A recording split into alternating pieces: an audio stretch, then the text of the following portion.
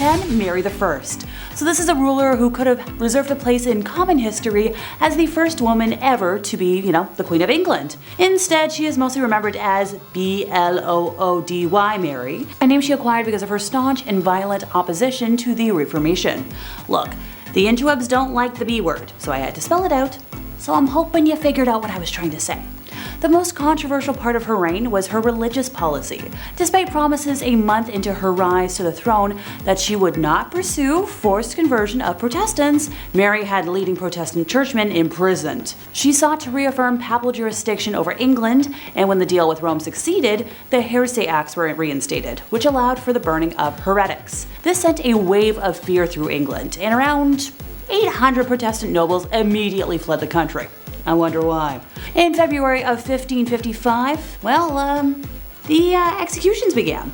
Protestant Archbishop Thomas Cranmer was forced to watch the bishops Nicholas Ridley and Hugh Latimer being burned at the stake. Cranmer repented his Protestant faith, and technically, under law, he should have been absolved as a repentant, but Mary refused to accept his absolution and had him burned at the stake as well, just, set an example, or for funsies. By the end of her terror, Mary had almost 300 people executed, most of them by burning at the stake simply for the crime of being Protestant. Her reign was relatively short, lasting a little over 5 years, since she passed in 1558 from either ovarian cysts or ovarian cancer and was succeeded by Elizabeth I. Number 9, Wu Zetian. Look, I know I said in the title of today that I'd be talking about evil queens, but I support all women's wrongs. And rulers in other countries tend to have different titles to their equivalent of queens. So Wu was born to a relatively wealthy family and had extremely progressive parents, becoming well versed in a wide range of subjects including writing, music, literature, and perhaps most importantly, politics and governmental affairs. By the age of 14, Wu was summoned to the imperial palace to become a concubine of Emperor Taizong. After his passing, the newly anointed Emperor Lizzie, the youngest son of the late emperor, who became Emperor Gaozong, brought Wu to the imperial court to be his own concubine. I'm not going to unpack that. In 654, Wu bore a daughter, but shortly after the birth, it passed, with evidence showing strangulation. So Wu accused Empress Wang of the death, and Wang lost favor with the emperor. The most popular theory is that Wu actually did the act to her own daughter. So thereafter, the emperor conferred with his chancellors and, despite opposition, demoted Wang, having her imprisoned, and promoted Wu to empress. Later on, the emperor considered having Wang released, but Wu had her executed upon hearing this, because, can't have any witnesses. Upon her accession to the throne, Wu began targeting officials who had opposed her rise to power, having them arrested and imprisoned, exiled, forced to take their own lives, or executed. In 664, she accused several officials of witchcraft and had them executed as well, and their families became slaves within the imperial palace. In another incident, she killed her niece with poison, accused 2 others of the death, and executed them. She eventually passed after repeated bouts with illness, so nothing nefarious there. Number 8, Isabella of Castile. So when Isabella was born on the 22nd of April in 1451, there was little chance she would ever become monarch of Castile, as she was very far removed from the direct royal lineage. War, politics, and subterfuge intervened, however, and for many years, the Kingdom of Spain was in turmoil, suffering from civil wars and a lot of chaos. To quell one of the rebellions, the hand of Isabella was promised to the commoner, Pedro Duran Acuna Pacheco, but on his way to her, he suddenly fell ill and, passed. Now, this immensely fortuitous event for Isabella cemented her devotion to her faith, since she didn't exactly want to marry a commoner and prayed for divine intervention. Her marriage to Ferdinand, heir to the thrones of Castile and Aragon, cemented her future power. After the death of the King of Castile, the throne was given to Isabella. Her cruelty is recognized in the treatment of non-Christians, which led to the formation of the Spanish Inquisition, known for its extreme brutality and torture of mostly Jewish and Muslim folks. Isabella waged war on the Kingdom of Granada, the last Muslim kingdom in Spain, and the last piece to fall in the Spanish Reconquista. While some may see it as the liberation of Spain, for many others it was open genocide. By the time Granada was annexed, 100,000 Muslims were either dead or enslaved. And speaking of Thanos, Wu Zetan also tried to do the same, but with her family bloodline. Emperor Wu's rise to power was achieved through cruelty and calculated tactics. A popular conspiracy theory stated that she killed her own baby girl and blamed it on Gaozong, an empress, so that the empress would be demoted. Even so driven with power that when her eldest son was the crown prince and became the crown prince, began to assert his authority and advocate policies, he suddenly died in 675, and many suspected he was poisoned by his own mother. His next heir and kin kept a low profile, or tried to, but then Empress Wu accused him of plotting of a rebellion and was later on banished, which was going to kick her in the butt later, as eventually a palace coup took place and forced Empress Wu to yield her position, and so the next day, her son Zongzong was restored to the power and the Tang dynasty was formally restored. Still considered the golden era, the Tang dynasty thrived as a high point in Chinese civilization and a golden age of cosmopolitan culture, and with the trades and the land trades alongside the Silk Roads, maritime trades by sea, the Tang was able to acquire and gain many technologies and cultural practices and rare luxury items. And it was all thanks to the decision of getting rid of one power-obsessed empress. When it came to Queen Tamar of Georgia, or also known as Tamar the Great, she reigned from 1184 to 1213, as she is also known as the saint of the Georgian Orthodox Church, as she had appeared for her work in creating the Golden Age of Georgia. Together with her father, King George III, ruled the land until his death, and she ascended to the throne after defeating the nobles who dared to question the reign of a woman, and Tamar then killed all the clerics who questioned her and also replaced them with obscene lawyers that only aligned with her politically. She then married Russian Prince Yuri, who was an excellent military commander and helped her expand the Georgian territory, but unfortunately for Prince Yuri, he was not loyal. He was a big womanizer. Anytime he did excursions, he went off to expeditions, and the land wasn't the only thing he was expediting.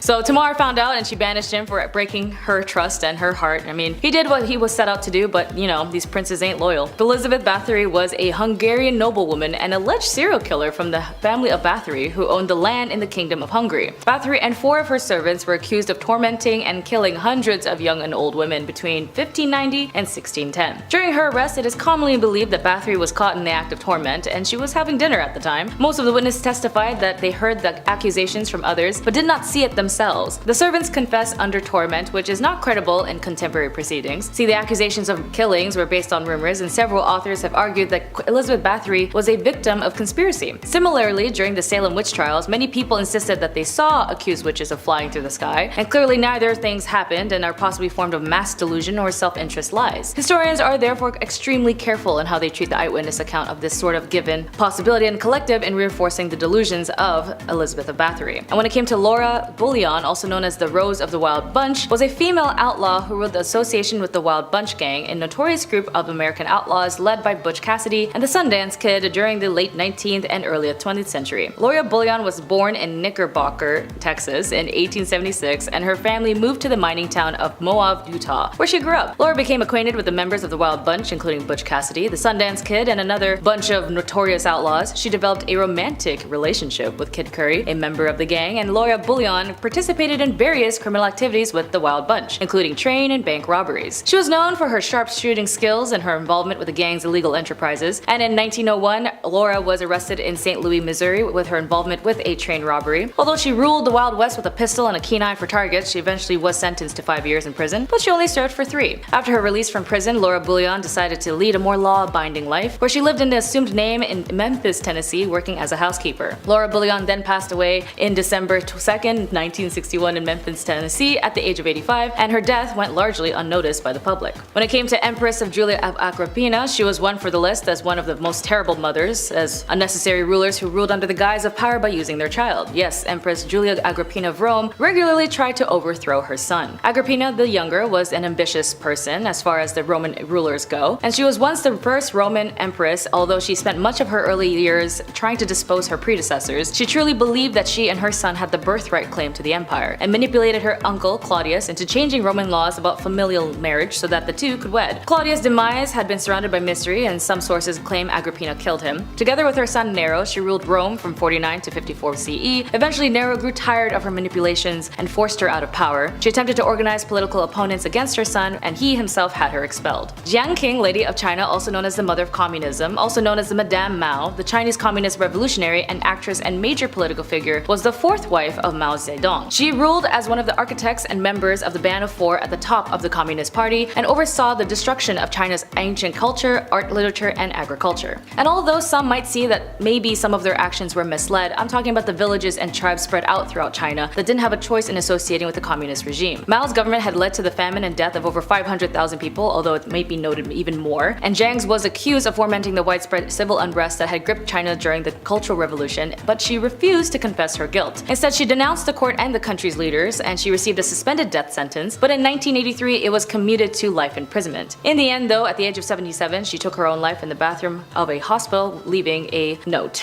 Queen Isabella of the I of Spain is definitely on this list, as she was problematic like most of the one-minded sighted individuals who have nothing better to do but to be exclusive and ignorant. And yes, I get she was a ruler of Spain that allowed the land to flourish in its riches and benefits, but who was it benefiting? Queen Isabella co-ruled Spain with King Fernandez II from 1451 through 1504. During her reign, she marked by oppression. Called Isabella the Catholic, she and her husband instituted the Spanish Inquisition in 1478 to achieve religious unity by punishing non-Christians, doubters, and heretics. In 1492, the notorious Spanish Inquisition began her rule as she instrumented the efforts to expel Spanish Jews and Muslims from the kingdom. In 1492, the same year, she sponsored and led to Columbus' fateful journey as she decreed that all Jewish citizens either convert to Catholicism or be banished from the country. Jews from all around the country were brought to the Spanish court to either pledge their faith to the Catholic Church or be expelled on the spot. As for Columbus, as soon as he discovered the New World and immediately started slaying and enslaving people in Isabella's name, his expeditions to the New World directly led to the eradication of the Arawak people and the ends of millions of other native peoples around the world. A dark legacy that was following both him and Isabella to this day. I mean, colonizers do be colonizing, and that's still happening today as it was part of history. It might be too clever to talk about Lizzie Bordon as a pun, but I'll ask you guys about that later. Sorry. Anyways, Lizzie Bordon was an American woman who was tried and then later acquitted for the axe murderers of her father and stepmother in Massachusetts. Lizzie was very religious and would go to church and do church activities, teaching Sunday school, etc., etc. 3 years later, after her mother passed away, her father remarried to Abby Gray. Lizzie didn't like Abby that much because she suspected Abby's goal was her father's money, and as tensions grew even more when Andrew would gift real estate to his new family's wife and their stepmother received a house. The night before the murder, their uncle visited their father to discuss property transfer, which placed more tension.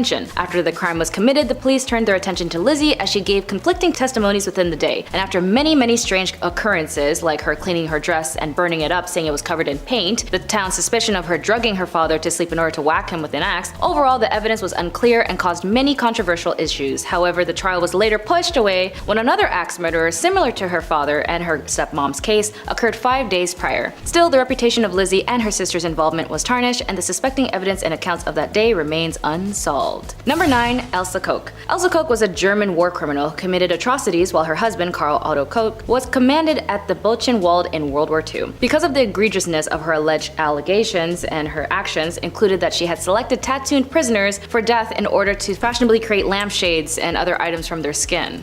These are fake, by the way, they're not real. Her 1947 U.S. Military Commission Court trial at Dachau received worldwide media attention, as did the testimony of survivors who ascribed her sadistic and perverse acts of violence to Coke, giving rise to her image as her concentration camp murderesses. However, authoritative testimony from numerous witnesses at her post-war trials firmly established that she had made extensive use of slave labor at the camp, had assaulted inmates on several occasions, and had reported inmates to the camp SS for beatings. Beatings that resulted in death on at least one occasion. While imprisoned, she experienced delusions and had become convinced that the concentration camp survivors would abuse her in the cell. She then ended up taking her own life in jail while serving time. Number 8. Bel Gunnis. With an estimated 48 deaths at her hand, Bel Gunnis poisoned, bludgeoned, and decapitated her victims, all so that she could collect and line her pockets with savings and insurance policies. This lonely hearts killer was known as Lady Bluebeard, amongst other names, luring her victims with newspaper advertisements. Gunnis then began meeting wealthy men through a lovelorn column. Her suitors were her next victims, each of whom brought cash to her farm and then disappeared forever, including John Moo, Henry Galthart, Olaf, Oli B, Andrew, just to name a few. One of the victims' brothers came suspicious, and Gunnis's luck seems to be running out. Her farmhouse burnt to the ground, and the smoldering ruins workmen discovered 4 skeletons. 3 were identified as her foster young. However, the 4th, believed to be Gunnis, was unexpectedly missing as its skull. After the fire, her victims were unearthed from their shallow graves around the farm. All told, the remains of more than 40 men and minors were exhumed. However, Bel managed to skip out of town before being officially convicted and was never tracked down.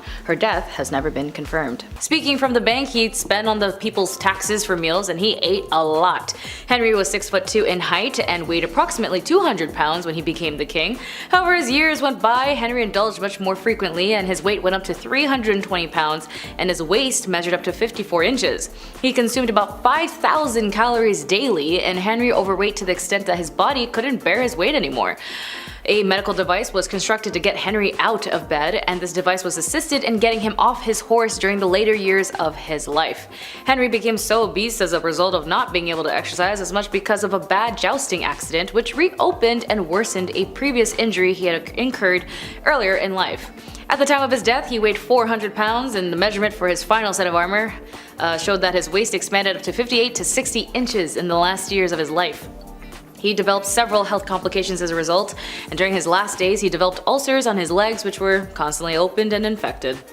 Henry VIII may have also written a theological treatise called Defense of the Seven Sacraments. This was written as a reply to Martin Luther, a criticism of the Catholic Church, and particularly to Lutherans' theology treatise Prelude on the Babylonian Captivity of the Church, which criticized some or all of the Catholic sacraments and attacked on the papacy. After all, Henry had a lot of beef with the Catholic Church.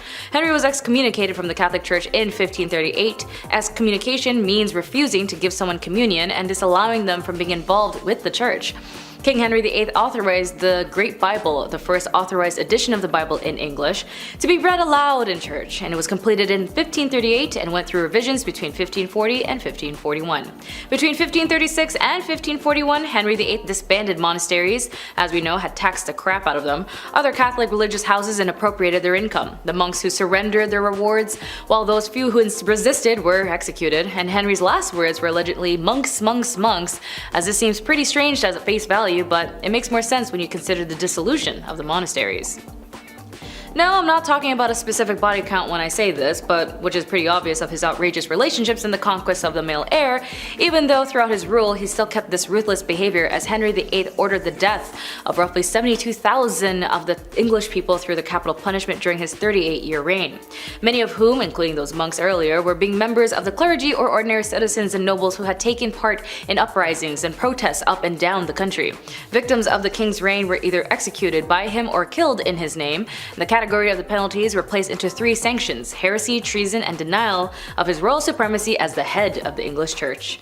Of course, this is due to the fact of his other body count. Having to remarry multiple times was considered a big no-no, as the Vatican as a king could not have a queen if the previous was still living. But in the case instance of Catherine, his first wife, she was considered too old to bear any more kids, which is why he married Anne Boleyn. It was reasonable enough for him to break off from the church and make his own. Of course, the people loyal to the church did not approve of this, and had heavy criticisms of the king's decisions, as he would constantly marry, behead, and remarry every woman who came along, claiming they could birth him a son. Although scholars believe it could be roughly 52,000 to 72,000 people he could have executed during his reign, it still doesn't change the fact that you didn't know how to chill on the idea of Y chromosomes in your genome, or lack of, which is why you couldn't probably bear a son. Still, he was able to have one as Edward was born. But still, it doesn't justify the killings of so many people. Either way, his bloodthirsty rampage, he was able to give England one of the greatest rulers of their time, Queen Elizabeth I. And fine, I'll talk about that body count. Yes, of course, when it came to Henry, we gotta talk about the one specific fact that everybody knows him on, was the fact that he couldn't keep to himself. Henry VIII's womanizing reputation has lasted throughout history thanks to his 6 infamous wives and mistresses. In spite of this reputation, we only know of 3 specific mistresses, one of being Anne Boleyn's sister, Mary. Because divorce wasn't allowed within the Roman Catholic Church, Henry wasn't allowed to divorce Catherine of Aragon and remarry Anne Boleyn. To get around this, Henry broke with the papacy in Rome and established a Church of England instead. There's a common belief that Henry married and discarded his 6 wives in quick succession, but that's not exactly true. He married his brother's widow, Catherine of Aragon, when he came to throne at 17 because he passed away from sweating illness. He died. He married his brother's widow, who passed away from a very young age due to the sweating sickness that I mentioned earlier, and so Catherine of Aragon became his wife at the age of 17. Good guy, Henry, as they remained married for nearly 24 years. That is until their marriage annulled in order to get married to Anne Boleyn, as his shortest marriage was to Anne of Cleves, which lasted 6 months. She's buried in Westminster Abbey, and Henry VIII is said to have referred to Anne of Cleves as the Flanders mare, and a mare is a female horse, so I'm pretty sure this was not a compliment. In fact, he really hated her. Henry was laid to rest at St. George's Capital in Windsor Castle next to Jane Seymour, Edward's mother, regarded by many as Henry's favorite wife, as Jane was the only one to receive a queen's funeral and birth him a son. 2 of his wives were executed. Catherine Howard was executed for adultery, and Anne Boleyn was accused of adultery, incest, and plotting to kill the king. Despite denying these charges, she was still executed. 5 men, including the queen's brother, were also executed for treasonous, adulterous, and having intimate relationship with the queen. And the evidence for all of this wasn't great, so we don't really know what happened that day. If anything, if they were all guilty of the crimes they were accused of, or if they were false charges, or Henry just needed to get rid of them. The groom of stool was a position in the royal household in charge of the cleaning, and you guessed it, yes, it's the king's backside. I know I mentioned this position many times before in this channel, but hey, that's something gross and you gotta know about it. Specifically, King Henry VIII, among many of his reforms, King Henry VIII introduced his job as he plucked one of the sons of the nobles' families to literally wipe his butt. And although this is a very odd and specific job for a male kin to do, there might have been a suspicion it was to teach a relative who he didn't like that I can make your offspring kiss my kiss my butt. Or maybe the reason he wanted to do so was because maybe family is the only people you can trust. However, those graced with this position would also be required to watch his diet, document them, and then be ready once those bowel movements cha-cha'd their way down. They didn't have baby wipes or baby powder, but they did have to make sure it was clean and dry. They also had to wipe down his buttocks with a sponge or a wet nurse, or just be a glorified butt washer. They were also responsible for helping him urinate and defecate by providing a wash basin, or for them just to use a regular old pot. And considering how unhygienic the medieval times were, I don't think they had latex gloves to protect themselves. This job was actually considered a very respectable job, as this was a direct intimate access to the king. He would live in the castle and earn a great salary, and this tradition King Henry VIII created would then be an ongoing career for the next 400 years. To be fair, this job is equivalent to many medical positions now, as they do, or at least they should pay them well, but at least that's what we should know when it comes to history. Number 10. The Donovan Family Ouija Board. In the eerie case of the Donovan household, we witness the harrowing consequences of dabbling with the supernatural. Patty Donovan's innocent curiosity led her down a treacherous path when she engaged with, yep, a Ouija board, the thing I hate the most, believing she had found a friend and a spirit. As she grew emotionally dependent on this entity, the disturbing incidents began to unfold. The malevolent spirit, once her confidant or boyfriend, turned into quite the force, wreaking havoc on her family. It targeted their vehicles, disassembling engines and puncturing tires, leaving them vulnerable and stranded. The spirit's actions escalated with vandalism around their home and inexplicable damage to their property, even to the point of furniture levitating and rocks raining down on their house. It's kind of baffling that the family didn't connect the dots sooner, seeing as the signs of, chaos became increasingly apparent and obvious. Her dad, Ted Donovan's desperation led him to seek help from our favorite paranormal investigators, Ed and Lorraine Warren. Upon their arrival, they sensed a pervasive malevolence within the home, and the family's history with the Ouija board was finally revealed. The Warrens, realizing the gravity of the situation, initiated the process for an exorcism, which took a painfully long month to be granted. In the meantime, the entire family endured more torment and destruction at the hands of the malevolent entities. Finally, on May 2nd, the exorcism took place, liberating the family from their demonic ordeal. However, they were left with a substantial financial burden due to the extensive damages inflicted upon their home. Let this be a lesson to you all. Please, please, please, leave Ouija boards alone. Please. Number 9. The Woodruff Family. So this incident happened in St. Francisville, Louisiana, and in a home built in 1796 by General David Bradford on top of a formal burial ground, so brace yourselves! Our story begins with a newly married couple, Mr. and Mrs. Clark Woodruff. Mr. Woodruff was a cruel and harmful man and owned numerous slaves, which was the icky norm at the time, and one in particular that he liked to punish went by the name of Chloe. Now, Chloe tried to protect herself from the wrongful punishments by listening in on the Woodruff's conversations and modifying her behavior, which, hey, that's brilliant. Sadly though, one day after being caught eavesdropping, Clark had one of Chloe's ears cut off. The painful experience would stay with Chloe and inspire her to make plans for revenge. On the 9th birthday of the Woodruff's daughter, Chloe placed poisonous oleander leaves into the cake, intending to only get the family sick so she could nurse them back to health and, earn a favor with the family. Tragically, the dose was lethal, and it ended up killing the missus and the offspring. Now, while Chloe was punished fatally by the other slaves and her ghost haunts the home, the mirror in the front hall is cursed and has the spirits of Sarah and her two descendants trapped inside of it. People who look into the mirror ever since have reported feeling a sense of dread that stays with them past their visit, experiencing horrid thoughts and more. Look, I'm on Team Smash the Thing, even though I know that would technically make the world worse. So maybe just stick it in a closet somewhere, because it's just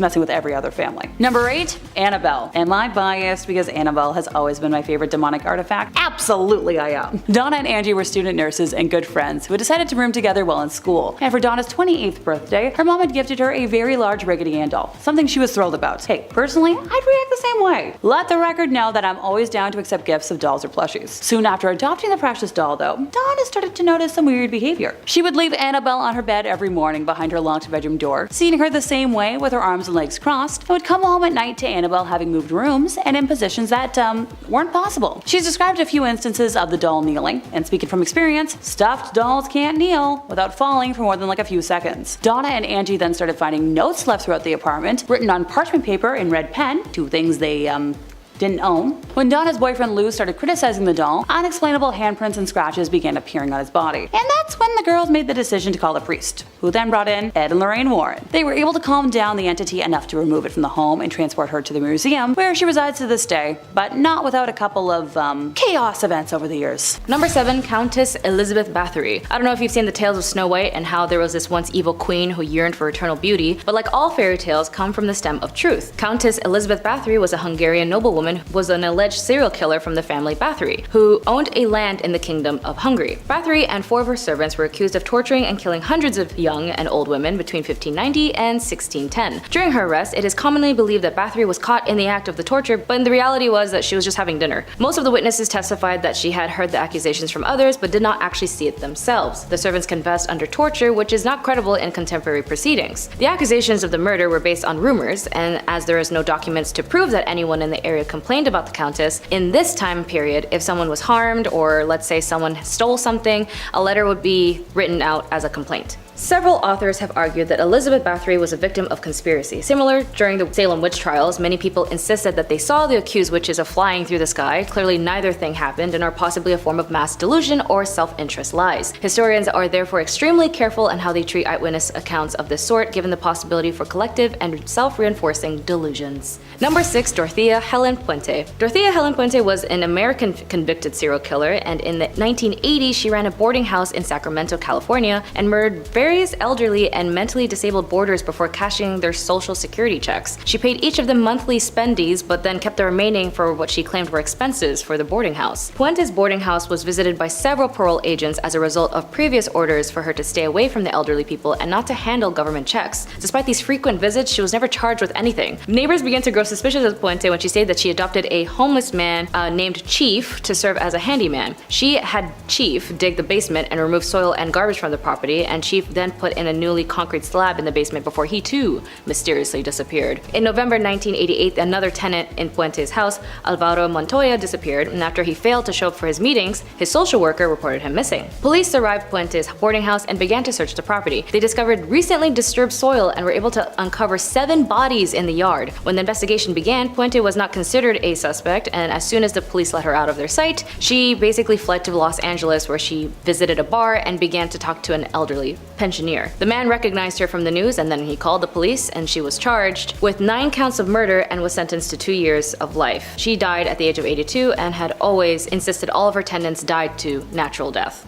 Number 5. Giulia Tofana. Not your typical Chanel number 5, but this too was a femme fatale bottle used by so many women to do one major thing: to get rid of their husbands. By some definitions, Giulia was a girl's girl. After all, it was the 1600s, and women who had malignant husbands who would physically harm and control them was a rather common issue, and the general rule was that unless your spouse passed away, that was the only time a woman could be granted her freedom. In its creation was associated by none other than Giulia Tofana, who apparently was the ringleader of 6 poisoners in Rome. In order to avoid detection from authorities, they actually used the trade name after St. Nicholas and would sell the poison openly as a cosmetic. They even went ahead and used an image of St. Nicholas over the vials, and St. Nicholas and the vial of poison would be sold, affecting over 600 victims, mostly husbands. The active contents inside the vial was unknown, but it was filled with arsenic, lead, and possibly belladonna. It was colorless, tasteless, and therefore very easy to mix with other substances like wine or water. The poisoning would go unnoticed, and its symptoms would mimic other illnesses that was prominent at the time. First dosage would mimic a cold, the third would be digestive issues, and the fourth was death. It was so effective and helpful that when the poison was used to be in its slow active state, it would give the victims time to assume that they were dying and write a will. And if the provider of the poison changed their mind, an antidote was simply lemon juice and vinegar. Fun fact,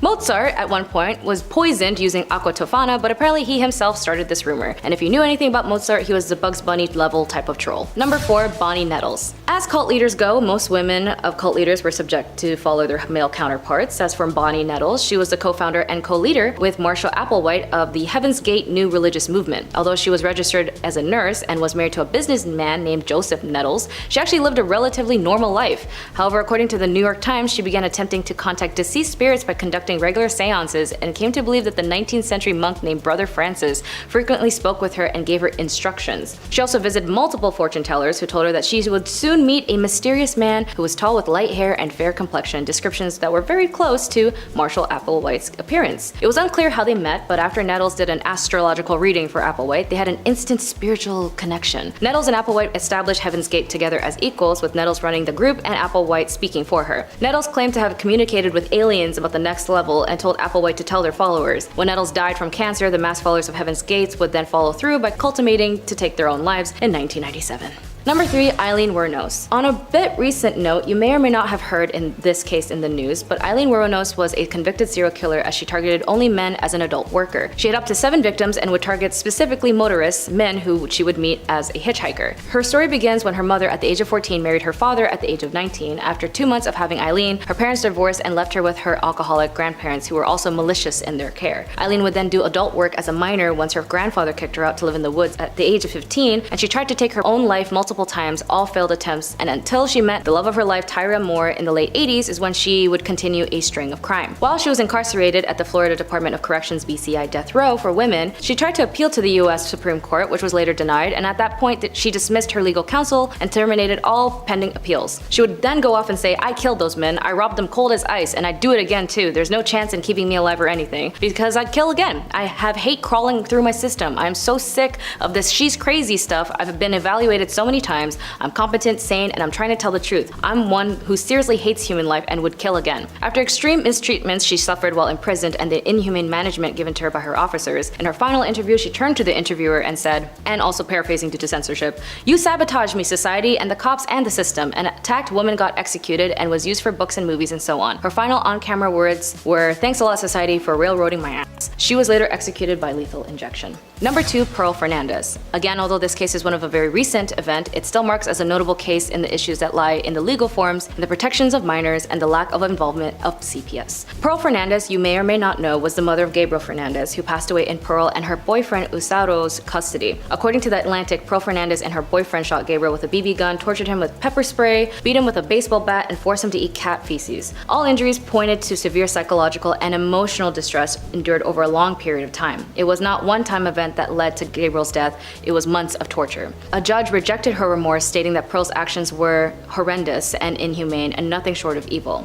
At her trial, jurors heard how Gabriel was tortured and abused by his mother and her boyfriend after being placed in their care 8 months before his death. Pearl is now serving time at the Central California Women's Facility after being sentenced to life without the possibility of parole. Number 1. Jolly Jane. Well, she definitely was jolly when she committed these crimes. Jane Toppin, nicknamed Jolly Jane, was an American serial killer who was known to have committed 12 murders in Massachusetts between 1895 and 1901. How did she commit these? Well, she was a nurse, and her objective was oddly enough to target patients and their family members. Doctors who hired her thought of her as one of their best nurses, but today psychiatrists say that she was one of the most unusual serial killers in history. She was born and raised in the Boston Female Asylum, where unwanted female children were often abandoned. There she was adopted by Ann Toppin, where she was under foster care until she was 18. At this point, she then pursued nursing at Cambridge Hospital in Boston. It was here where she stated her interest in the patients was ought to be taken care of. She grew emotional attachments to them, and if she really liked them, she would fake their medical documents to force them to stay longer at the hospital. She would then also dose her elderly patients with opium to see how they react with the drugs, and then upping the dosage each time. She would also watch them slowly succumb to their death, and she would also mix different types of poisons with her patients and other drugs to stage a sickness and nurse them back to health. Very similar to the Gypsy Rose Blanchard case, where her mother Dee Dee had a mental illness known as Munch-Austin syndrome by proxy. This mental health condition is basically where a caregiver makes up or causes an illness or injury in a person under their care, such as the young or the elderly adult, or a person who has a disability. Because vulnerable people are the victims, MSBP is a form of multiple harm cases. Jolly Jane also had a masochistic side, as she would even get into the bed of her patients who were suffering until they died. She wasn't caught until she used a metallic-based poison on a victim, which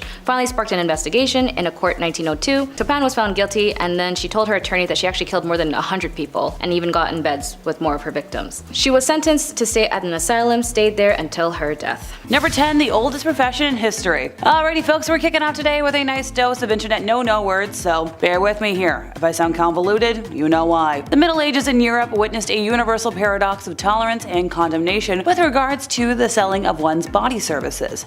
While technically a sin because it hinged on the act of fornication, this act was recognized by the church and others as necessary, or a lesser evil. It was accepted as fact that young men would seek out sexual relations regardless of their options, and thus this profession served to protect respectable townswomen from seduction or worse. In 1358, the Grand Council of Venice declared that this field was absolutely indispensable to the world. In general, declarations proclaiming the necessity of this line of work were not quite so enthusiastic. The church didn't hesitate to denounce it as morally wrong, but as St. Augustine explained, if you expel it from society, you will unsettle everything on account of lusts. So, you gotta have it. It just wasn't exactly ideal back then. Number 9. Hunting witches. Witch hunters often had their suspects stripped and publicly examined for signs of an unsightly blemish that witches were said to receive upon making their pact with Satan. Now, this devil's mark could supposedly change shape and color, and was believed to be numb and insensitive to pain. And more often than not, women were both the witches and the witch hunters. And in these cases, it was easy for even the most minor physical imperfections to be labeled as the work of the devil himself. Moles, scars, birthmarks, sores, and tattoos could all qualify, so examiners rarely came up empty-handed. If found guilty, witches would be sent through a series of trials and punishments, starting with the scold bridle. Also known as a witch's bridle, a gossip's bridle, a brank's bridle, or simply branks, this was an instrument of public humiliation. It was an iron muzzle in an iron framework that enclosed the head. Some exceptions were masks that depicted suffering, but not pleasant either way. Oh, you want me to elaborate? Alrighty folks, a bridle bit or cur plate around 5 cm by 2.5 cm in size was slid into the mouth and pressed down on the top of the tongue, often with a spike on the tongue as a compress. Ouchie. It functioned to silence the wearer from speaking entirely and cause extreme pain and physiological trauma to scare and intimidate the wearer into submission. Now, this prevented speaking and resulted in many unpleasant side effects for the wearer, including excessive salivation and fatigue in the mouth. Seeing how I've always been a chatty Cathy, I would have been sentenced to this, and my jaw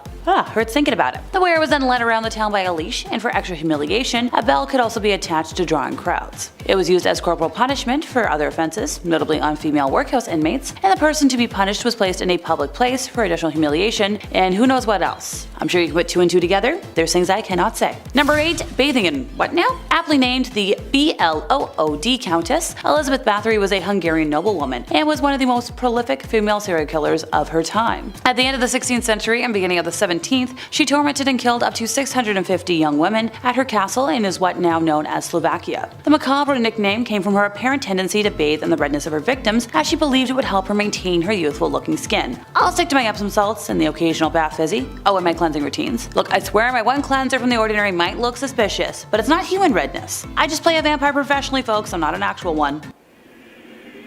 Or maybe.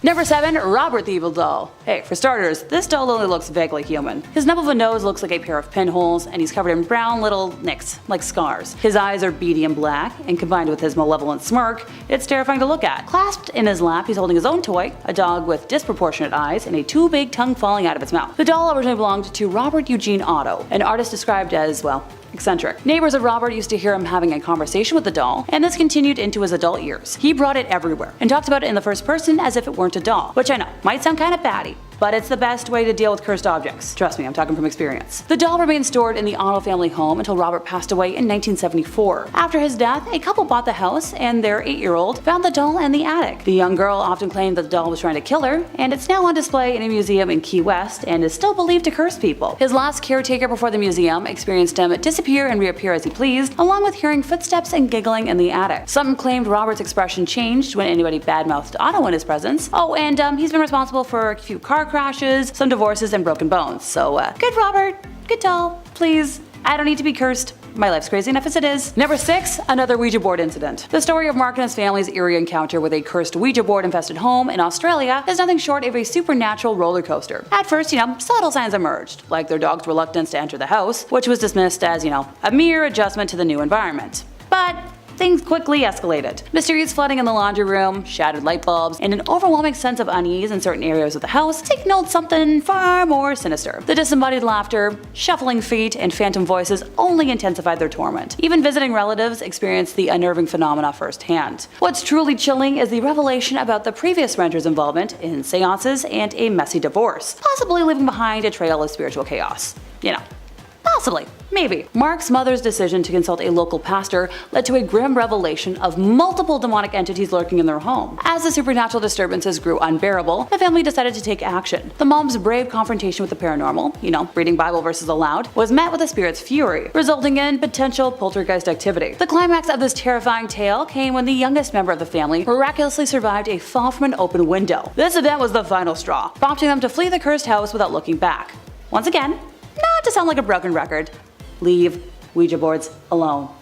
please. Number 5, a cursed painting. Technically, this item cursed enough households to be a top 10 list of its own, which is a nightmare for my brain. The tale of the crying boy painting is a chilling example of the inexplicable, a bizarre intersection of art and the supernatural that unfolded in the 1970s and 1980s. Bob Smith's childhood fascination with the seemingly, innocent painting turned into a haunting mystery when a kitchen fire devastated his grandmother's house, leaving only the painting unscathed. The eerie connection deepened when Bob later learned that the very same painting had caused similar tragedies in other households. Giovanni Bregolin's series of paintings, of which the crying boy was a part, became notorious. In 1985, the Sun newspaper in the UK published a shocking account of May and Ron Hall, whose home was consumed by fire, with only the cursed painting surviving unharmed. What's truly unsettling is the firefighters' claim that he had witnessed multiple house fires where everything was reduced to ashes except for copies of The Crying Boy. The widespread reports of similar incidents fueled the belief in the painting's curse, leading to a wave of fear and destruction. Ultimately, the Sun's bonfire of these paintings marked the end of their popularity, but a few copies still linger, carrying with them the ominous aura of the inexplicable. So,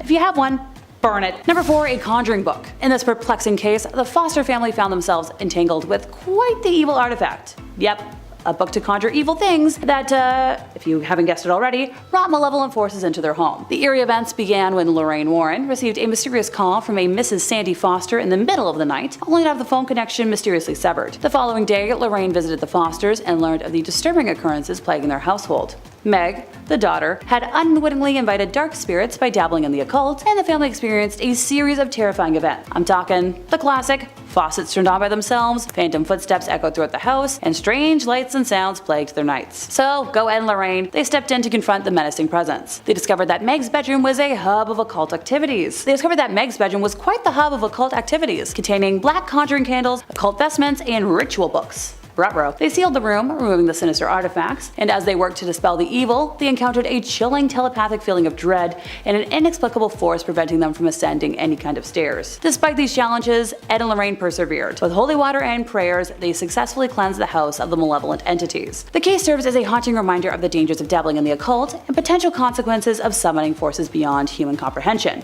See? I told y'all.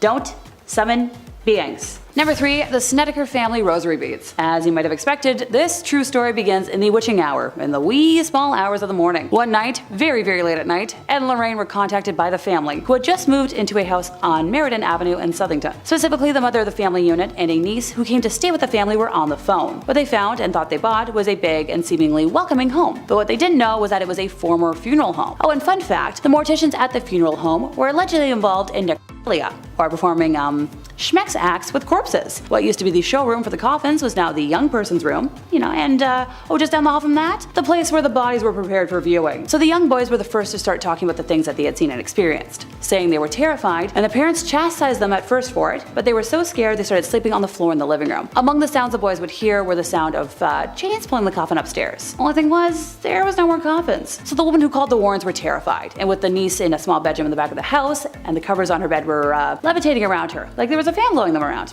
No big. And Lorraine said that while the mom was on the phone with her, even more bizarre events started happening. The mother had rosary beads in her hand, and while she spoke, the beads were actually being pulled apart and falling to the floor. So Ed and Lorraine went over the next morning with the family's parish priest. A blessing of the house seemed to do nothing to calm things down, so that's when the Warrens decided to call the bishop's office. Eventually sent an exorcist, which seemed to do the trick. But not before one last hurrah from whatever was believed to be haunting the house, because demons don't like to give up without a fight. There was a huge tree in front of the house, and half of the tree, with no wind, broke off and fell on the property. The family moved a short time later, and Ed and Lorraine kept the rosary beads that had been pulled apart, because if a demonic spirit can touch a Catholic relic, that's just a really bad thing. Number 2, Bathshebas Jewelry Box. Soon after the Perron family moved into what they thought was a really fun home, strange occurrences began to unravel, initially dismissed as minor inconveniences. We're talking brooms moved on their own, and the young daughters started seeing apparitions. Carolyn Perron, determined to uncover the truth, delved into the history of the house and discovered a lineage plagued by mysterious and tragic deaths spanning 8 generations. The most ominous presence was that of Bathsheba Sherman, a woman associated with witchcraft. Bathsheba's malevolent intentions became evident as the family's life spiraled into a nightmare. One harrowing incident involved Carolyn experiencing an inexplicable puncture wound on her calf, resembling a large sewing needle impalement. This unsettling occurrence was just one of the many tormenting episodes endured by the Perron family over their decade-long residency in the house. Thankfully, the Warrens got summoned to help the family, and they identified a cursed artifact, a mysterious box, which they believed acted as a conduit conduit for the evil energy afflicting the household. So they took it with them. End of story.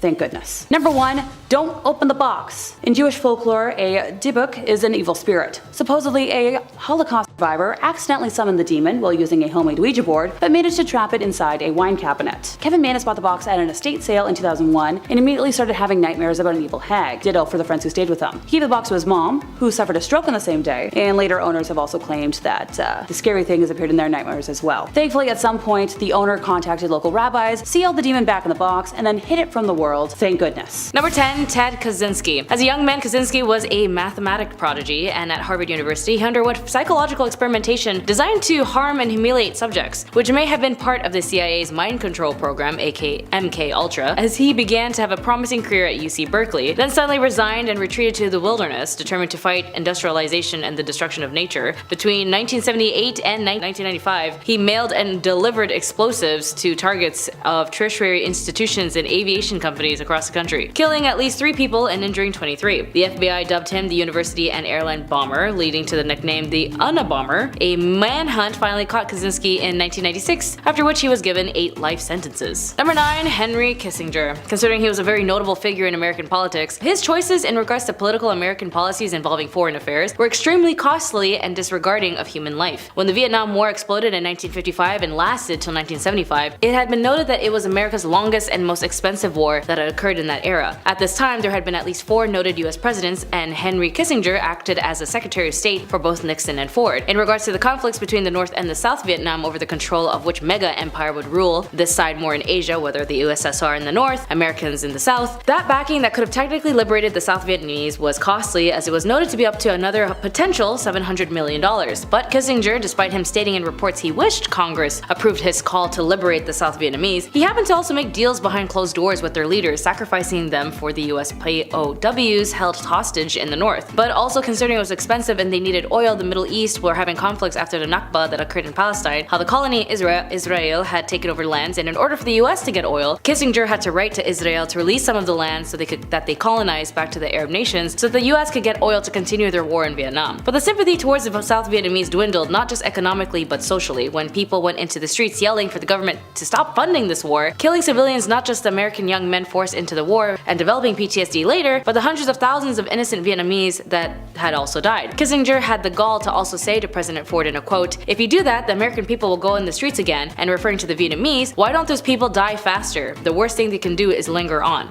Yeah, he said that. As a result, the $700 million that could have liberated the South Vietnamese mysteriously was rejected by 76 congressmen into the Senate and went towards the colony Israel instead. As well as in regards to the Bangladesh Liberation War, Kissinger sneered at the people who bled for the dying Bengalis and even called Indians bastards.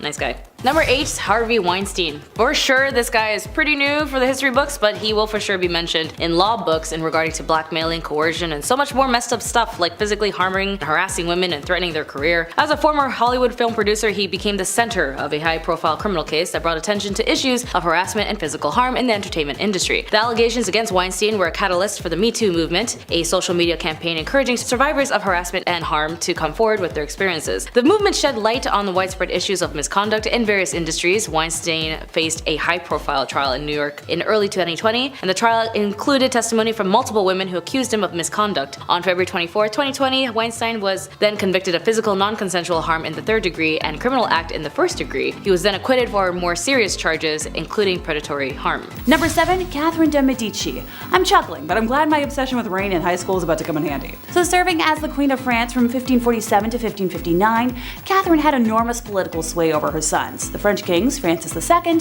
Charles IX, and Henry III. They reigned through the French wars of religion and faced problems with a group of Calvinist Protestants called the Huguenots. It is widely believed by historians that Catherine attempted to have their leader, Gaspard II de Coligny, assassinated. The attempt failed, and fearing retaliation from the most powerful folks in power, Catherine planned to kill them all before they could take action. The result was the St. Bartholomew's Day Massacre, which resulted in the deaths of between 5,000 to 30,000 Huguenots. Number 6. Lady Elizabeth Bathri.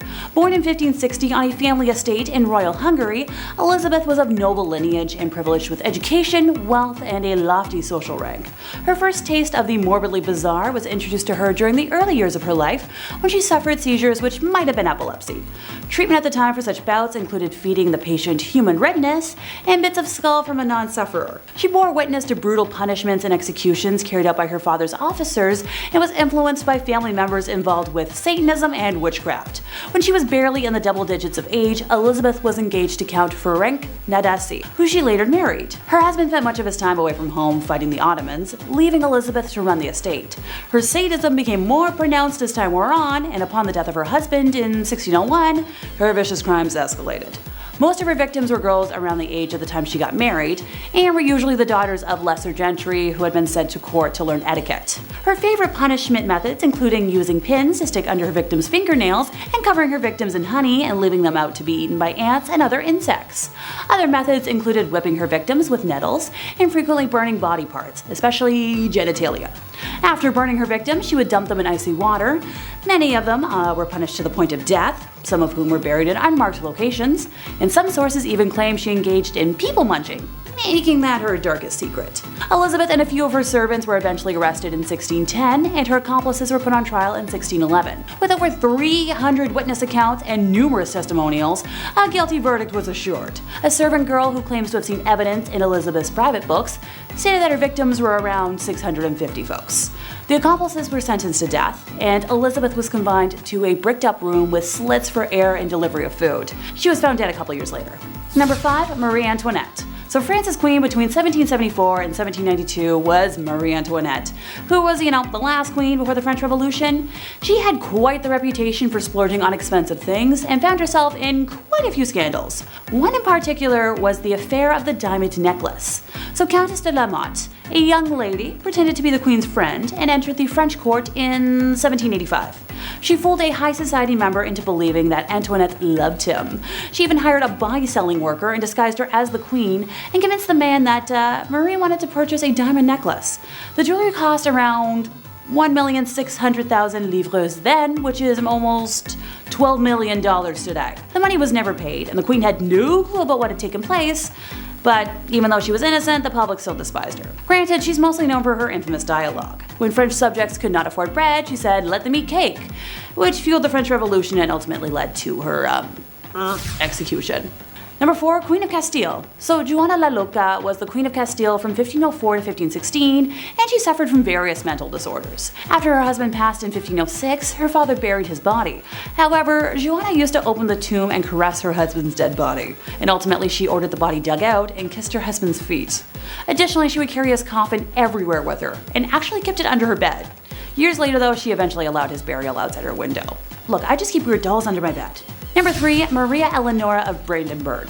Maria Eleonora, born on November 11th of 1599, passing eventually on March 28th of 1655, held the title of Queen of Sweden from 1620 to 1632 as the wife of King Gustav II Adolf. Coming from a noble German family, she belonged to the prestigious house of... I'm not even going to try and say that. However, when Maria and Gustav gave birth to a girl with a genetic condition causing excessive hair growth, Maria was deeply shocked.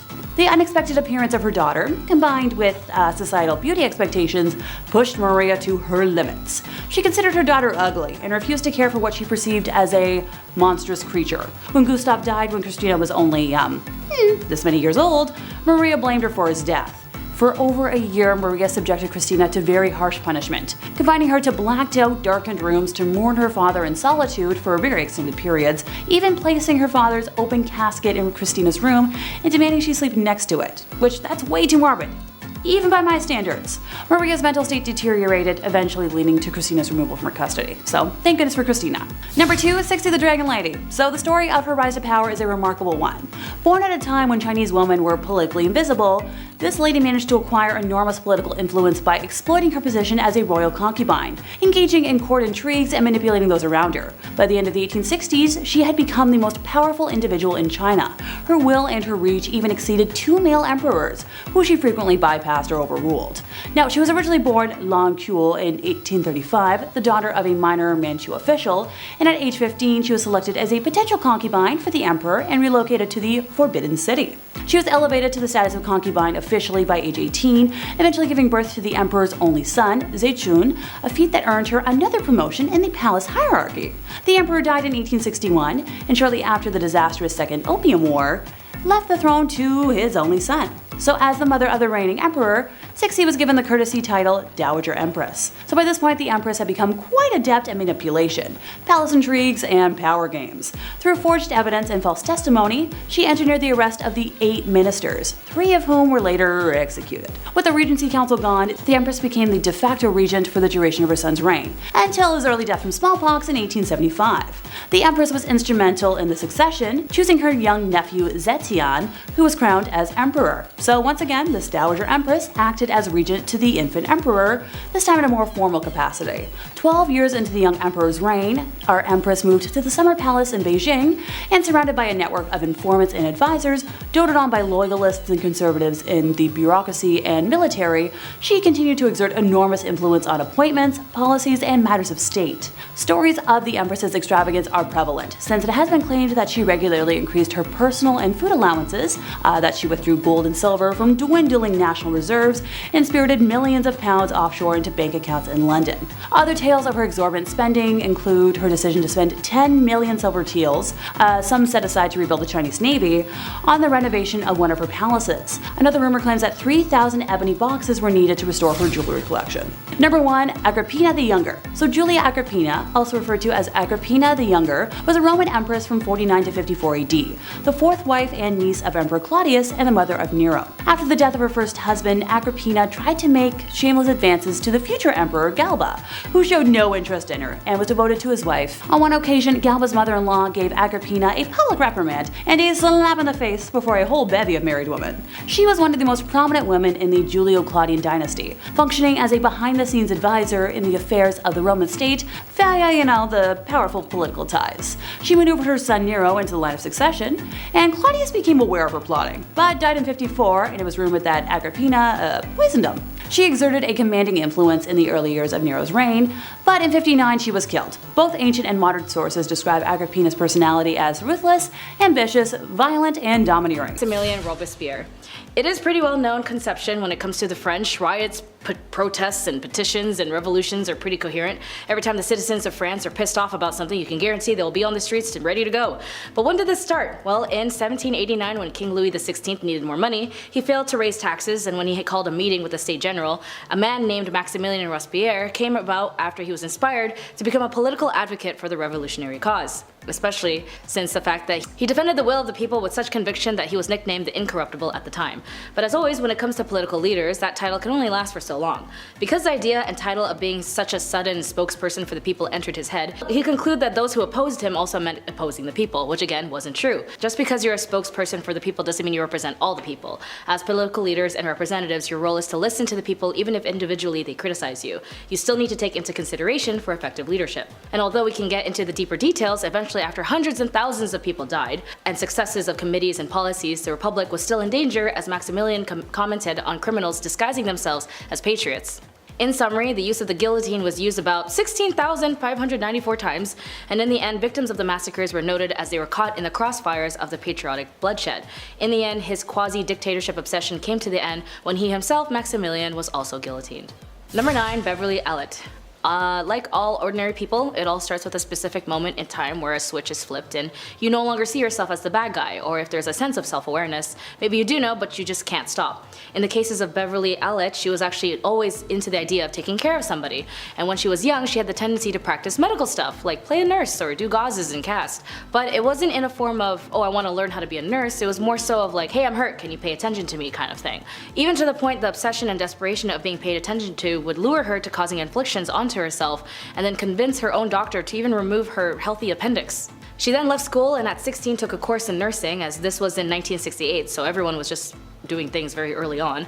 And as soon as she finished her course, however, she got into a hospital, and in 6 months of hell, specifically over a period of 59 days, she would harm and kill over a dozen children. Every child under her care would suffer from cardiac arrest, chest pains, life support, and insulin overdose. The sad part was, because she was a pediatric nurse, people trusted her fully with their children, thinking she was taking care of their kids, but after staff grew skeptic of another child's death, that's when they found out she had access to drugs and eventually led to her arrest. When she was being interviewed, she apparently laughed, smiled, smirking that she wouldn't go to jail, but justice prevails, and as on May 1993, she was sentenced to life in prison. Number 8. James Patterson Smith. When it comes to toxic relationships, this is an important note that there are sources out there when you don't know if you are in one, and as well as another note, if you feel like the person has to hurt you to love you, I'm going to tell you right now that is not what that is. Find people who care about you, and if it got physical, just call authorities. In the case of Kelly Ann Bates, she was unfortunately groomed by James Patterson Smith when she was just 14 years old. She was babysitting for friends, and Smith had an odd impact on Kelly, but what's more odd was that he was 45 years old. A 45-year-old man was hitting on a 14-year-old. And when Kelly tried to introduce him to her mom, she was livid, and she said, "Kelly, this man is bad and not a good man," and hair would actually rise at the back of her mom's neck. She was right. After 4 weeks straight, Kelly would be tormented, harmed, attacked, and be left with injuries so extensive that when they found her drowned body in the bathtub, authorities knew it was something they just haven't seen before, especially how her eyes were gouged out. Prosecutors noted that the trial had, in quote, "It was like Smith was trying to deliberately disfigure her, causing her the utmost pain, distress, and degradation. The injuries were not the result of sudden eruption of violence, but a torment that caused over time." They eventually noted that Smith was delusional and had a distorted reality with paranoia and morbid jealousy.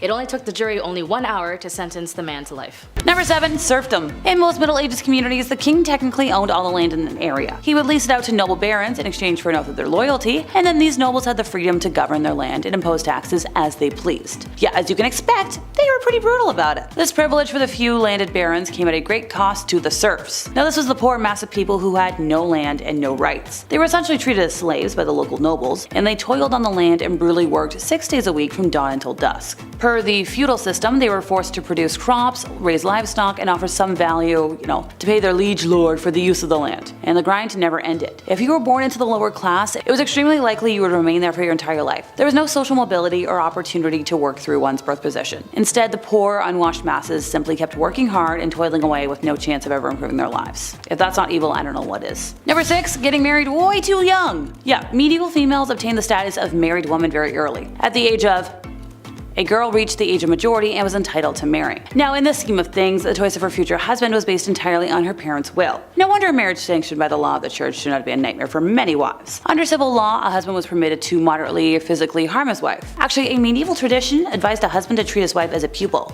So teach her place. So a lot of desperate women, therefore, killed their husbands. The legislation of those times had detailed regulations governing punishment for women who had killed their husbands. They were sentenced to death by burning alive or burning at the stake. Kinda like a witch. Creative, but not really. Number 5. Have more than 10 offspring. Yes, I know this can be a touchy subject, so just bear with me here. I'm not calling giving birth evil by any means, or having multiple offspring by choice evil. I more mean that back in the day, it was a woman's job to essentially reproduce as many offspring as possible to help around the home and to continue on the family name. As somebody who has zero interest in ever reproducing, and that is my personal choice, I have many friends who have, and I will be a fantastic aunt. The thought of giving birth once is terrifying, never mind that often. I read about a lady who had 17 offspring, and sure, while some of those might have been multiple births, I can't even imagine the pain. Or also just raising that many little ones, being responsible for that many little ones. The stress, no thank you. All the props to them, but evil because they were forced to, not because they wanted to. Number 4, take up the waist. After that last one, let's start this point with a fun fact, shall we?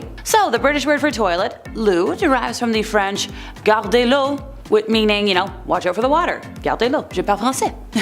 This comes from the fact that, in medieval Europe, people simply threw the contents of their chamber pots out of the window onto the streets. Now before throwing the waste out of the window, they'd yell, gardez l'eau. The term gardez l'eau first came to English as gardy-loo, and then shortened to loo, which eventually came to mean the toilet itself. People in the Middle Ages were no less sensitive to foul odors or disgusted by human waste than we are. They also didn't understand exactly how human waste could spread disease, but they knew it, did. They just thought it was something to do with its odors. And hey, while we're on the topic of hygiene, in the early Middle Ages, women passionately cared about personal hygiene. Many townspeople took a bath, and there were a lot of bathhouses in towns. But due to the total victory of Christianity, life kind of changed. With all bathhouses being public, the church viewed it as a violation of moral standards. So then they closed them, and then untidiness was elevated to the level of virtue. Look, I'm a bit of a Christianity hater, so I'm just gonna leave that one be. Number 3, V-Day traditions. So during medieval times, they believed that if a young woman ate strange food on Valentine's Day, she'd dream of her future husband. And at a time where normal meals were delicacies such as a boar's head sewed onto a turkey's body, these weird meals were,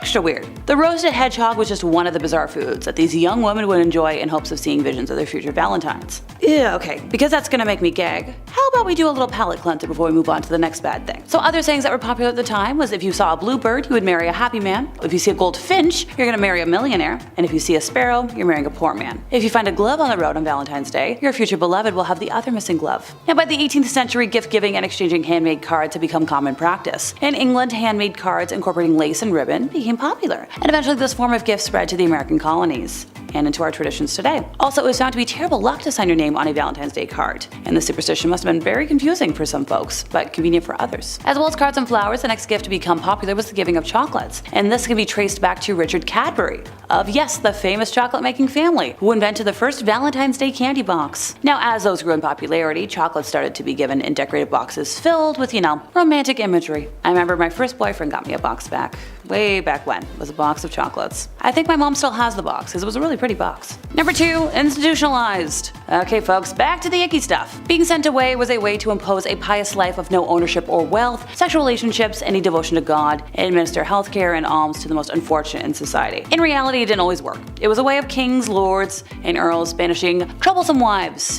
just to get them out of sight, out of mind. They could even do it to young that they didn't want to have around. Just a way of cleansing the soul, if you like. Hey look, if we're looking at the upside, a woman from aristocracy only had 2 options in life. Marry a man who could support you, or join a nunnery. Now, virginity was an integral requirement for a nun in the very early medieval period, because physical purity was considered the only starting point from which to reach spiritual purity. A nun was expected to wear simple clothing as a symbol of her shunning of worldly goods and distractions. The long tunic was typical attire, with a veil to cover all but the face as a symbol of her role as a bride of Christ. The veil also hid her hair, which had to be kept cut short. Nuns could not leave their nunnery in contact with outside visitors, especially men. That was kept to an absolute minimum. No temptation here. Granted, life isn't perfect. There was a couple of little scandals. I know there's one in mid-12th century, where at the Gilbertine Wotton Abbey in England, a lay brother had a sexual relationship with a nun, and on discovery of the sin, was castrated. It's kind of a common punishment of the period for that type of crime. Can we bring it back? Not for cheating, but for bad things. Number 1, take care of the monthly visitor. As someone who's currently dealing with my regular monthly episode of cramping and being a miserable witch, how women had to deal with this in history before modern products is very much evil in my book. So it was very much a vastly different experience than it is today. To start, medieval women had fewer periods than today's women. Poor nutrition and hard work meant that they had very low body fat, and a woman needs to have some sort of it, or her reproductive system slows down and menstruation ceases. In our modern words, for example, medieval women could use a makeshift, pad or tampon.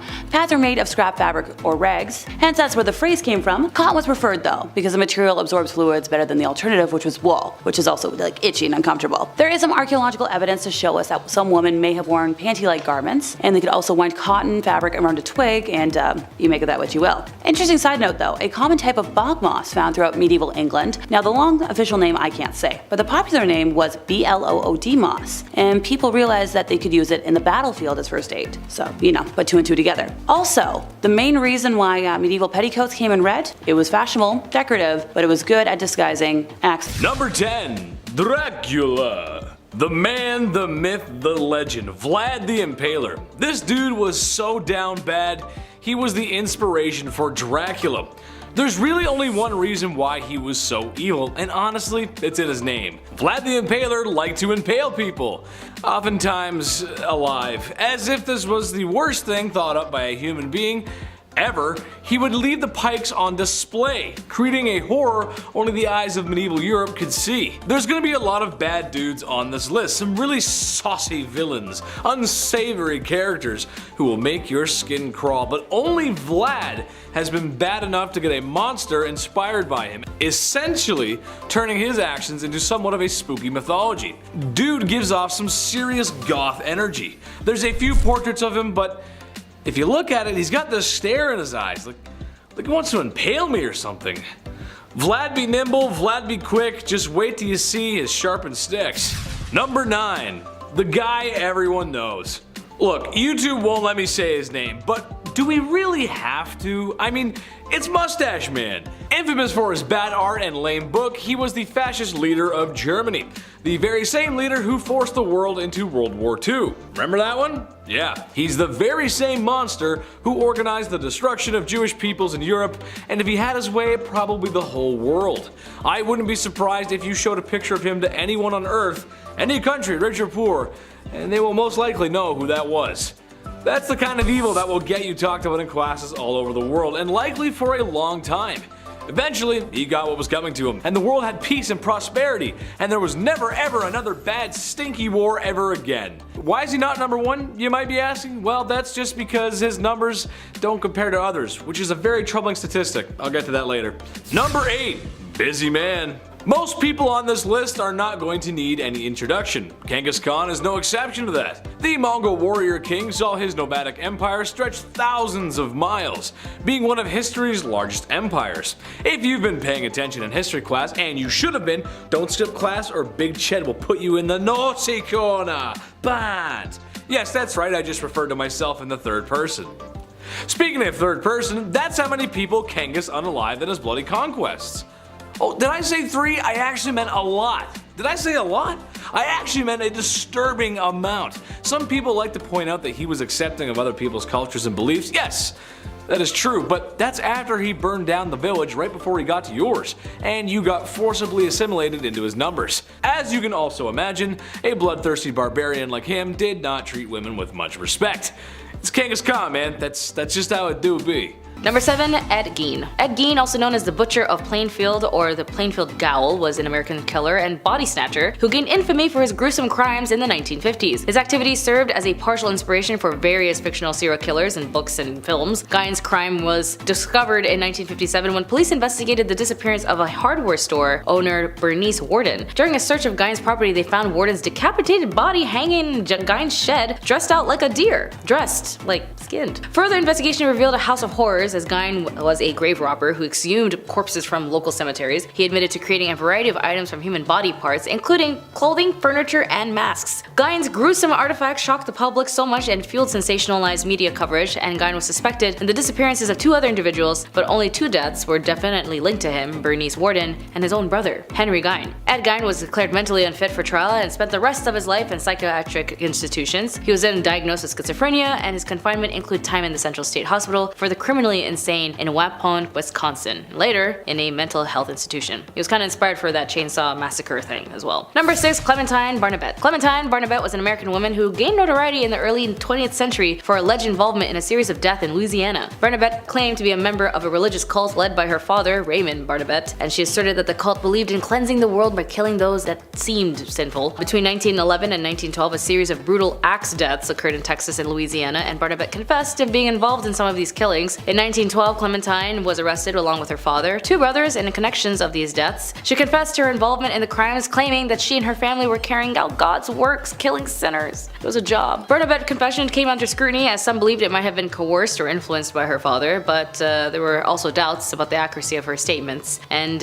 regarding the number of victims and her role in the killings, Clementine Barnabette then went to trial for her alleged involvement in the crime. In 1913, she was found guilty and sentenced to prison, and her father and brothers were also convicted, but more of a lengthy sentence. Clementine Barnabette spent the rest of her life in prison and was never released, thankfully. And the circumstance surrounding the crime remains a controversial and still unsolved or unresolved. Number 5. Jeffrey Epstein. I know a lot of folks know this man as a greedy, nasty, rich jerk who lived in a vile organization, allowing other rich, nasty folk to take advantage of the young and vulnerable. But as the ringleader of a trafficking and harming of young women everywhere, apparently in 2008, Epstein pleaded guilty to state charges in Florida for soliciting and procuring a person under 18 for adult work, meaning under 18, young adolescents, like the age of 12 or 14. He then reached a plea deal that allowed him to avoid federal charges and served only 13 months in jail. This lenient deal, orchestrated by the then U.S. Attorney Alexander Acosta, later then became a subject of public scrutiny, which as it should, considering why is the U.S. so lenient on crimes on young people, like people that the law should protect. And then finally, 10 years later, after who knows how much more damage and crime he's committed, in July 2019, federal prosecutors in New York arrested Epstein on trafficking charges. They accused him of exploiting and abusing dozens of underage girls, and the rest following the unsealing of a new indictment, but by then 2020, somehow he died in his cell. Some say he took his own life, and others, well, when it comes to controversy, that they didn't want him to talk. After all, the nature of his relationships and the extent of his activities fueled public outrage. He wasn't alone in this, after all, he needed someone else to lure these young underage individuals, so Ghislaine Maxwell, you know her, was also charged and arrested. Investigations into Epstein's activities and the circumstances surrounding the 2008 plea deal continued. Legal actions against his estate and those connected to him remain ongoing, reflecting the broader effort to seek justice for their victims. Number 4. Joseph James DeLangelo. Joseph James DeLangelo, also known as the Golden State Killer, is an American serial killer and caused this YouTube, because I gotta be very discreet, physically violated people, if you know what I mean, who terrorized California in the 1970s and 1980s. D'Angelo's crime was initially attributed to several monikers, including East Area Harmer and original Night Stalker. Unlike Richard Ramirez, another serial killer and vile man, his crime initially began in the Sacramento area before spreading out to other parts of the state. D'Angelo's modus operandi included breaking into homes, often targeting couples. I guess he was just jealous. He would tie up and harm the victims, committing non-consensual harm and then theft. In later crimes, he escalated to killings, earning him the nickname the Golden State Killer. The case remained unsolved for decades, but advancement in DNA technology played a crucial role in solving it. In 2018, investigators used a public genealogy website to identify distant relatives of the suspect and eventually led them to Joseph James D'Angelo. D'Angelo was arrested on April 24, 2018 at his home in Citrus Heights, California, and he was identified through DNA evidence and genealogical research. At the time of his arrest, D'Angelo was also, get this,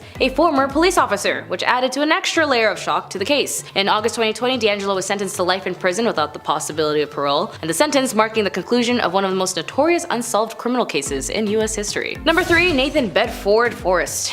What a name. There's so many interesting names on this list. Nathan Bedford Forrest was a prominent Confederate general during the American Civil War. Unsurprisingly, given his culpability in the Fort Pillow Massacre in April 1864 and the formation of the Triple Ks, Forrest and his image may have come under attack by many sectors, especially from African Americans. The Triple Ks embarked upon a campaign of intimidation and violence against Southern blacks and Republicans until Forrest ordered the organization disbanded in 1869. Nevertheless, the local chapters of the Triple Ks continued to be active, and Forrest was ordered to appear before a congressional hearing in 1871, and his sometimes contradictory testimony, he denied he ever had membership in this organization. Yeah, he's the one who had the receipt. A combination of age, exhaustion, and conversion to Christianity may have caused the Forrest's fiery temper and racial attitudes to his moderate and later years. Number 2, Samuel Little. Apparently noted the most discreet but also most vile crime-committing killers. The reason why he was able to get away with over killing 93 women was because of the time or the height of these deaths. Majority, if not all of these women, were women of color who worked as adult workers.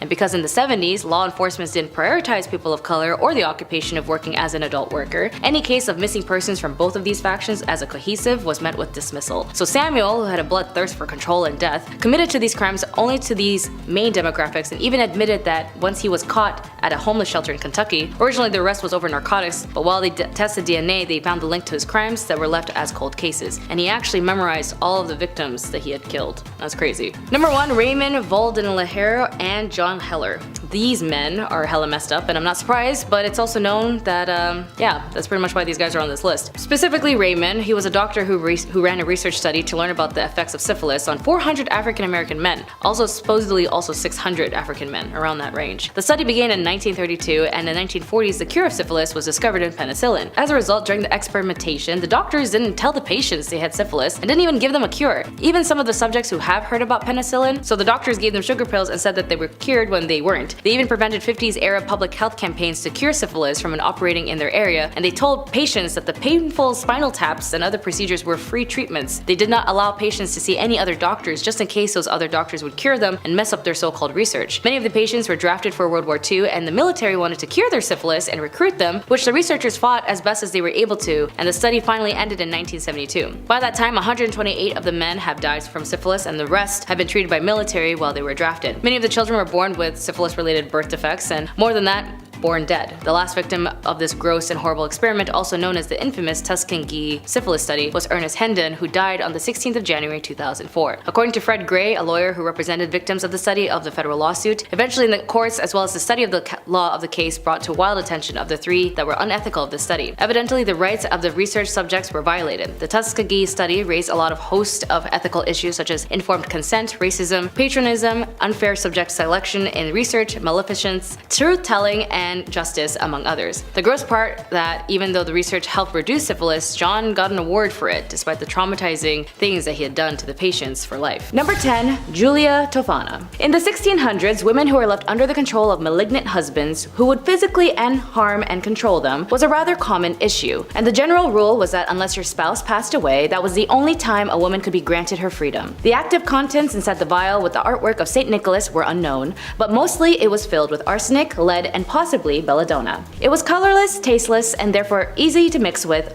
many other substances like wine or water. It was called by the name Aqua Tofana, and it was named after the suspected Julia Tofana, as she was the main distributor and ringleader of this secret sauce. The actual creator might have actually been another woman who was caught later on. The poisoning of Aqua Tofana would go unnoticed, as its symptoms would mimic other illnesses that were prominent at the time. First dosage would mimic a cold, the third dosage digestive issues, and the fourth was death. It was so effective and helpful that when the poison was used in a slow active state, it would give the victims the assumption that they were dying and would write a will and repent. And if the provider of the poison changed their mind, the antidote was simply lemon juice and vinegar. Although the invention of this poison substance was eventually discontinued as so many had been caught with the subject, it lasted for the length that it did due to the assumption that it was a cosmetic, when really it was for women of this time a vial of liberation and freedom. Number 9. Vladimir Demikov. A very famous Soviet scientist by the name of Vladimir Demikov was known for his innovation, organ transplants, which had saved many lives in the medical world by extending life from near-death events. However, how he came to this is just as disturbing and concerning as it was revolutionary and innovative, and he would transplant a number of vital organs between dogs. But then he decided to experiment even further by sewing together a two-headed dog. He and his assistants would attempt to operate not just a few times, but over 24 times to create a functioning two-headed dog,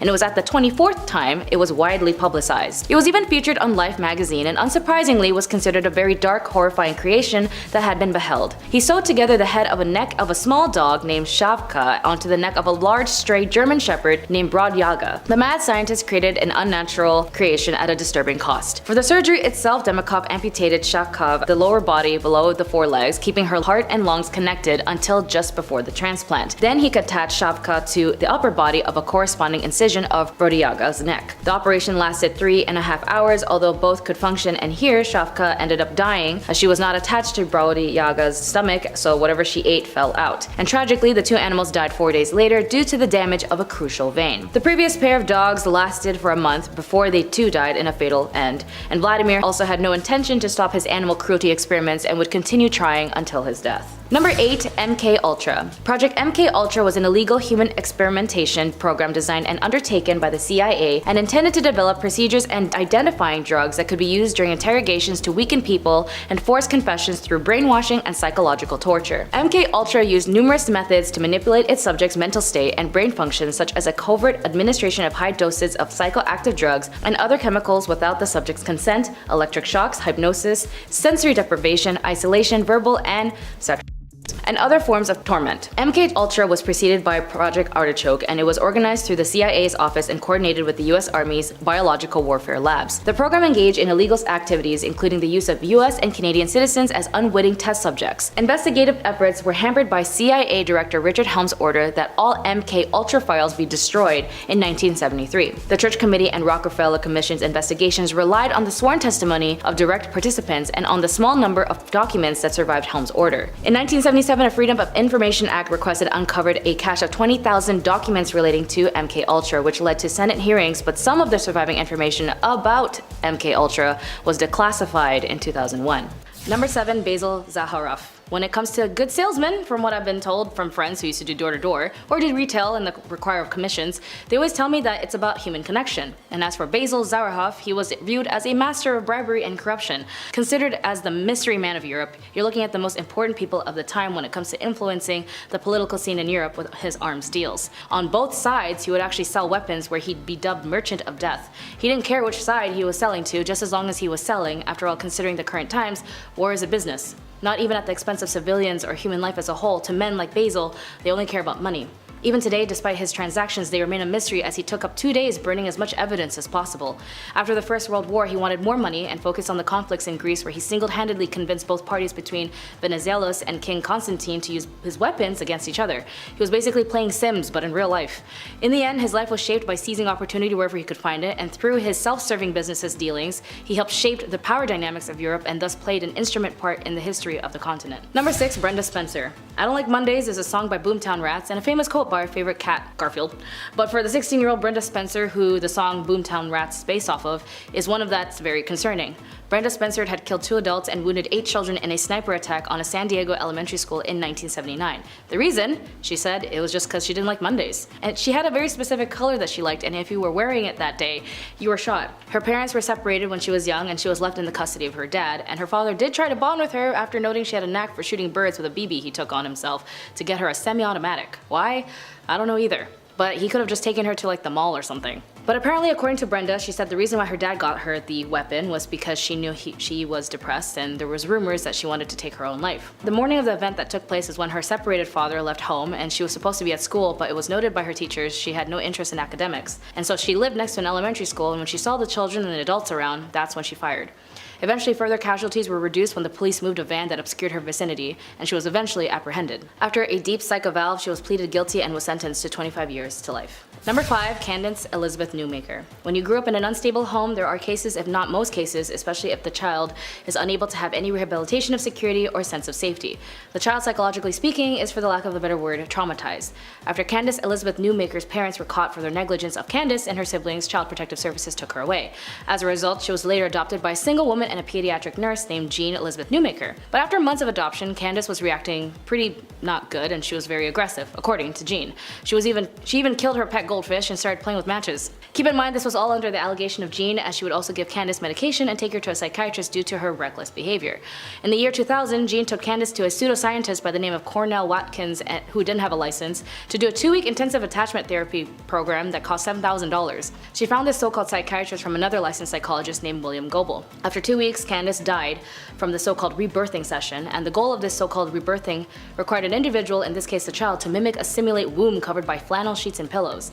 Candace was held down by 4 adults where she was begging and pleading that she couldn't breathe. She yelled 11 times that she was dying, to which the people involved, named Julie Ponder, said go ahead and die right now, for real. After 20 minutes, Candace threw up, excreted inside the sheet, and despite, they still restrained her. 40 minutes after, they asked her if she wanted to be reborn, and she responded no. They yelled at her that she was a quitter, and at the end of the session she realized that she was motionless, her fingertips were blue, and Jean, who was watching the session from another room, took notice and tried to do CPR. They called 911, and when they were able to get a pulse, but eventually Candace died from being brain dead from asphyxia. Considering this was all videotaped, these so-called therapists were sentenced to prison sentences, convicted of reckless child harm.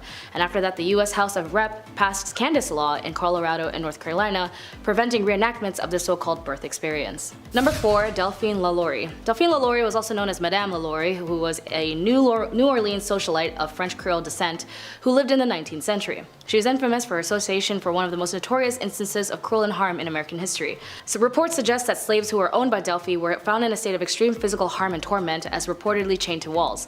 Others were confined in small cages, and others shown signs of severe mutilation. The exact details and extent of the atrocities vary in historical accounts, with some describing brutal experiments and inhumane treatment.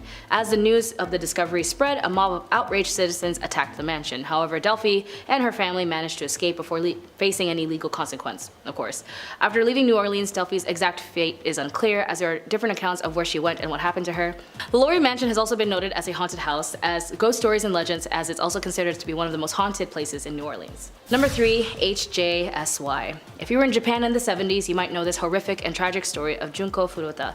A once motivated, popular, and beautiful high school student was headed home to watch the final episode of her favorite television show, Tombo, when suddenly 4 deviant, horrible high school boys by the name of Hiroshi Miyano, Joe Ogura, Shinji Minato, and Yasushi Watanabe adopted her and took Junko to Minato's home. There, they were extremely violent, as they violated her and allowed other men to violate her as well. From the day of her kidnapping on November 25th to the day that she died on January 4th, under excruciating physical and psychological pain, she was tormented, beaten, lacerated, and even burned. Her appearance drastically deteriorated to the point where she even gave off a rotting smell. After beating and dropping an iron exercise ball in her stomach several times, burning her with hot candles and on her eyelids, forcing her to drink her own urine, Furuta succumbed to her injuries and she died. Less than 24 hours after realizing she had died, they wrapped her body in blankets, shoved her in a body and traveling bag, then placed her body in a 55 US gallon drum and filled it with wet concrete. They then dumped her body in a cement trunk in Tokyo, and after they were caught and convicted for another of kidnapping and physical harm to another woman, the boys accidentally confessed to the crime of Junko and told police where to find her body. She was finally found, and her parents and her classmates and her coworkers found peace, knowing she can finally be buried. But these horrible, crappy kids were only able to get less than a 10-year sentence, and even the mother of one of these horrible delinquents, Ogura, vandalized Furuta's grave, saying that the dead girl ruined her son's life. Which, to be honest, after these guys were released, they ended up doing more crime anyway and got arrested for that.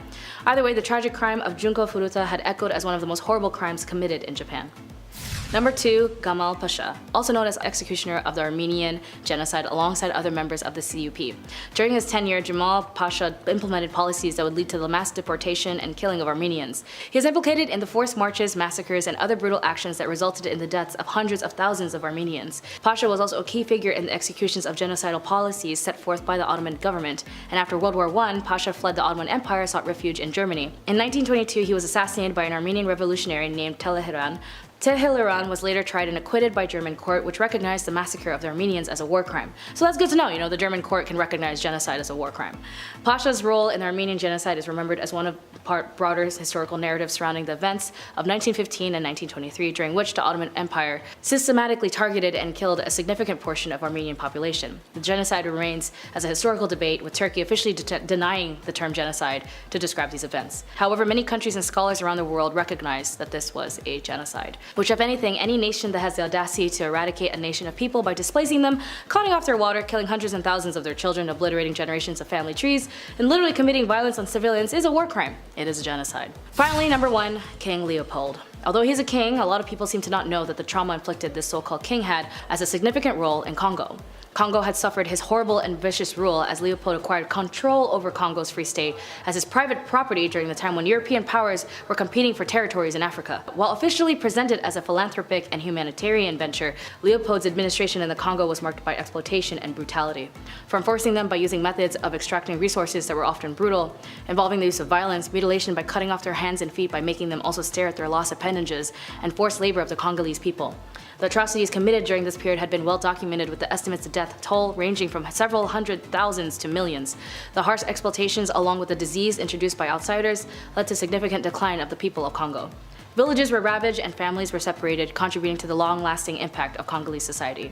But was King Leopold ever accountable for his actions and his crime against the Congolese people? No, of course not. He was a European king, and like all colonizers, they always seem to get away with it. Even right now, Congo is going through a massive genocide as they are forced to mine for natural resources and minerals like cobalt for your cell phones. 70% of the world's cobalt for laptops, jet engines, rockets, cameras are all from the mines in Congo, and who's mining them? Children. In 1996, over 6 million have been killed, and half of them are children. As there are currently 6.9 million people have been displaced, these crimes in Congo since Leopold still remain, and the tech industry are deeply complicit in the injustices in Congo. Number 10, Elizabeth Bathri. Elizabeth Bathri, commonly referred to as the Blood Countess, occupies a pretty creepy place in history as a Hungarian noblewoman with a notorious reputation. She is believed to be one of the most prolific female serial killers in history, earning her eerie nickname from the gruesome practice of bathing in the red of her victims. This ritual was apparently rooted in her belief that it could preserve her youthfulness, and it sounds like some pretty extreme anti-aging to me. Operating during the late 16th and early 17th centuries within the walls of her castle, now located in modern-day Slovakia, Bathri subjected an estimated 650 girls to unimaginable horrors. Her reign of terror reached its thankful end on December 30th, 1610, when Elizabeth, along with 4 accomplices, faced arrest following an investigation into the disturbing rumors surrounding her actions. Despite the severity of the accusations, though, a lack of concrete evidence prevented the claims from being substantiated. However, the absence of solid proof did not grant her leniency, and she was confined to her castle until her eventual passing. Her evil deeds and the whole blood-soaked castle deal make her a heavyweight in the true crime scene. It's a legitimate horror story with more questions than answers. Would probably make a great horror film, though. And in at number 9 today is Ma Barker. Ma Barker, a notorious figure in US criminal history, served as the leader of the feared Barker gang, which her sons were also a part of. Gaining the title of the FBI's public enemy #1, Barker orchestrated a series of robberies, murders, and kidnappings across the American Midwest in the early 1930s. Her life came to a pretty explosive end in 1935 during a prolonged standoff in her Florida hideout, setting a record as the longest standoff in FBI history. J. Edgar Hoover, the FBI's first director, once described her as the most vicious, dangerous, and resourceful criminal brain of the last decade. Hoover's description added to Ma Barker's mysterious reputation, solidifying her reputation as one of the most evil women of all time. Number 8, Bel Gunnis. Bel Gunnis holds the disturbing title of one of America's worst female serial killers. Even before considering her terrifying actions, she was already an imposing and physically intimidating woman, standing 6 feet tall and weighing over 200 pounds. It was alleged that she was responsible for the passing of her husbands, younglings, numerous suitors, boyfriends, and even her own daughters, Myrtle and Lucy. Bel's motive was pretty simple: greed. She gained income by stealing life insurance and assets from her victims. Reports suggest her victim count exceeds 20, with some claiming it could be over 100. Inconsistencies in her post-mortem examination, such as the reported height being 2 inches shorter than Bel's 6 feet, contributed to her becoming a figure in American criminal folklore, often compared to a female Bluebeard, because people will make things up and just run with it sometimes. Number 7. So long, Bowser. Ivan the Terrible. Okay, sure, Vlad was called the Impaler, but you can kind of take that in a different way, right? Not in that way. All innuendos aside, with a name like Ivan the Terrible, it's kind of hard to work around that. Even as a child, Ivan was showing traits of an evil dictator, or supervillain really, as it's said that he would throw animals off of tall roofs in the same way that Mario throws Bowser off of platforms. Becoming the first Tsar of Russia, and probably its worst, he's responsible for many horrors and crimes, but the most infamous being his responsibility for his own son's demise. After a heated argument regarding his unborn grandson, and in a binding fit of rage, Ivan claimed his son's life. Sure, dads get angry when sons don't help mow the lawns or help take out the trash, but that's going a little far. One minute you're having a fight with your dad, and the next minute you're being carried out by Ghanaian pallbearers. You know, the dancing guys, the memes, the casket, you know? Yeah, it's a joke. Number 6, the Mad Doctor. I love doctors. Shout out to the people working in the medical field right now. I appreciate you. I couldn't even imagine the horror that is medical school though. We all know my track record for reading, and hours upon hours of studying would just be bad for my health. I gotta squeeze more video game time in there, it's just how I work, man. However, one doctor I would not want to cross is Dr. Henry Howard Holmes. He is most likely the inspiration for a lot of horror movies. A serial unaliver, said to have been performing surgeries on animals at a young age, which, again, doing some freaky deaky stuff to animals as a kid is like the red flag of red flags. It's like the only red flag. If that wasn't enough, he used to steal cadavers from the university he was studying at and doing all kinds of not nice things to them, naughty, bad. Having a clear obsession with medical practices and anatomy probably was helpful in disposing of his victims. And like something from Tales of the Crypt Keeper, that's exactly what he did. He constructed a large house, or building really, with trap doors, secret tunnels, and a lot of rooms. A basement where he could dispose of his victims. He would later then open this house of horrors up as a hotel where unknowing people would come to meet their doom. Yes, Tales of the Crypt Keeper. Come check in to the Hotel of Doom. Number 5. Bad Comrade. Stosif Jalin was the leader of the Soviet Union for probably too long. A man who worked his way up the political chain until General Secretary meant leader, which, if you look it up, it's kind of crazy. That itself is a crazy story. He's responsible for a great loss of life. It is estimated in the range of 40 million people. Ooh, yikes. Most spooky evil dudes usually go after an enemy, to someone they consider to not be part of them. He did do this, but a lot of his own people sadly met their ends from the Red Menace too. Organized and deliberate purges of people and famines to starve people.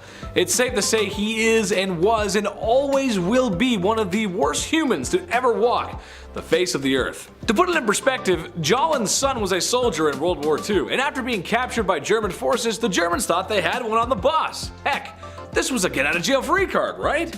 Well, when a prisoner trade was proposed by the Germans, Jalin laughed at only how an evil communist could, and denied the trade. His son would later perish in a POW camp shortly after. What a monster. You think you trade with me?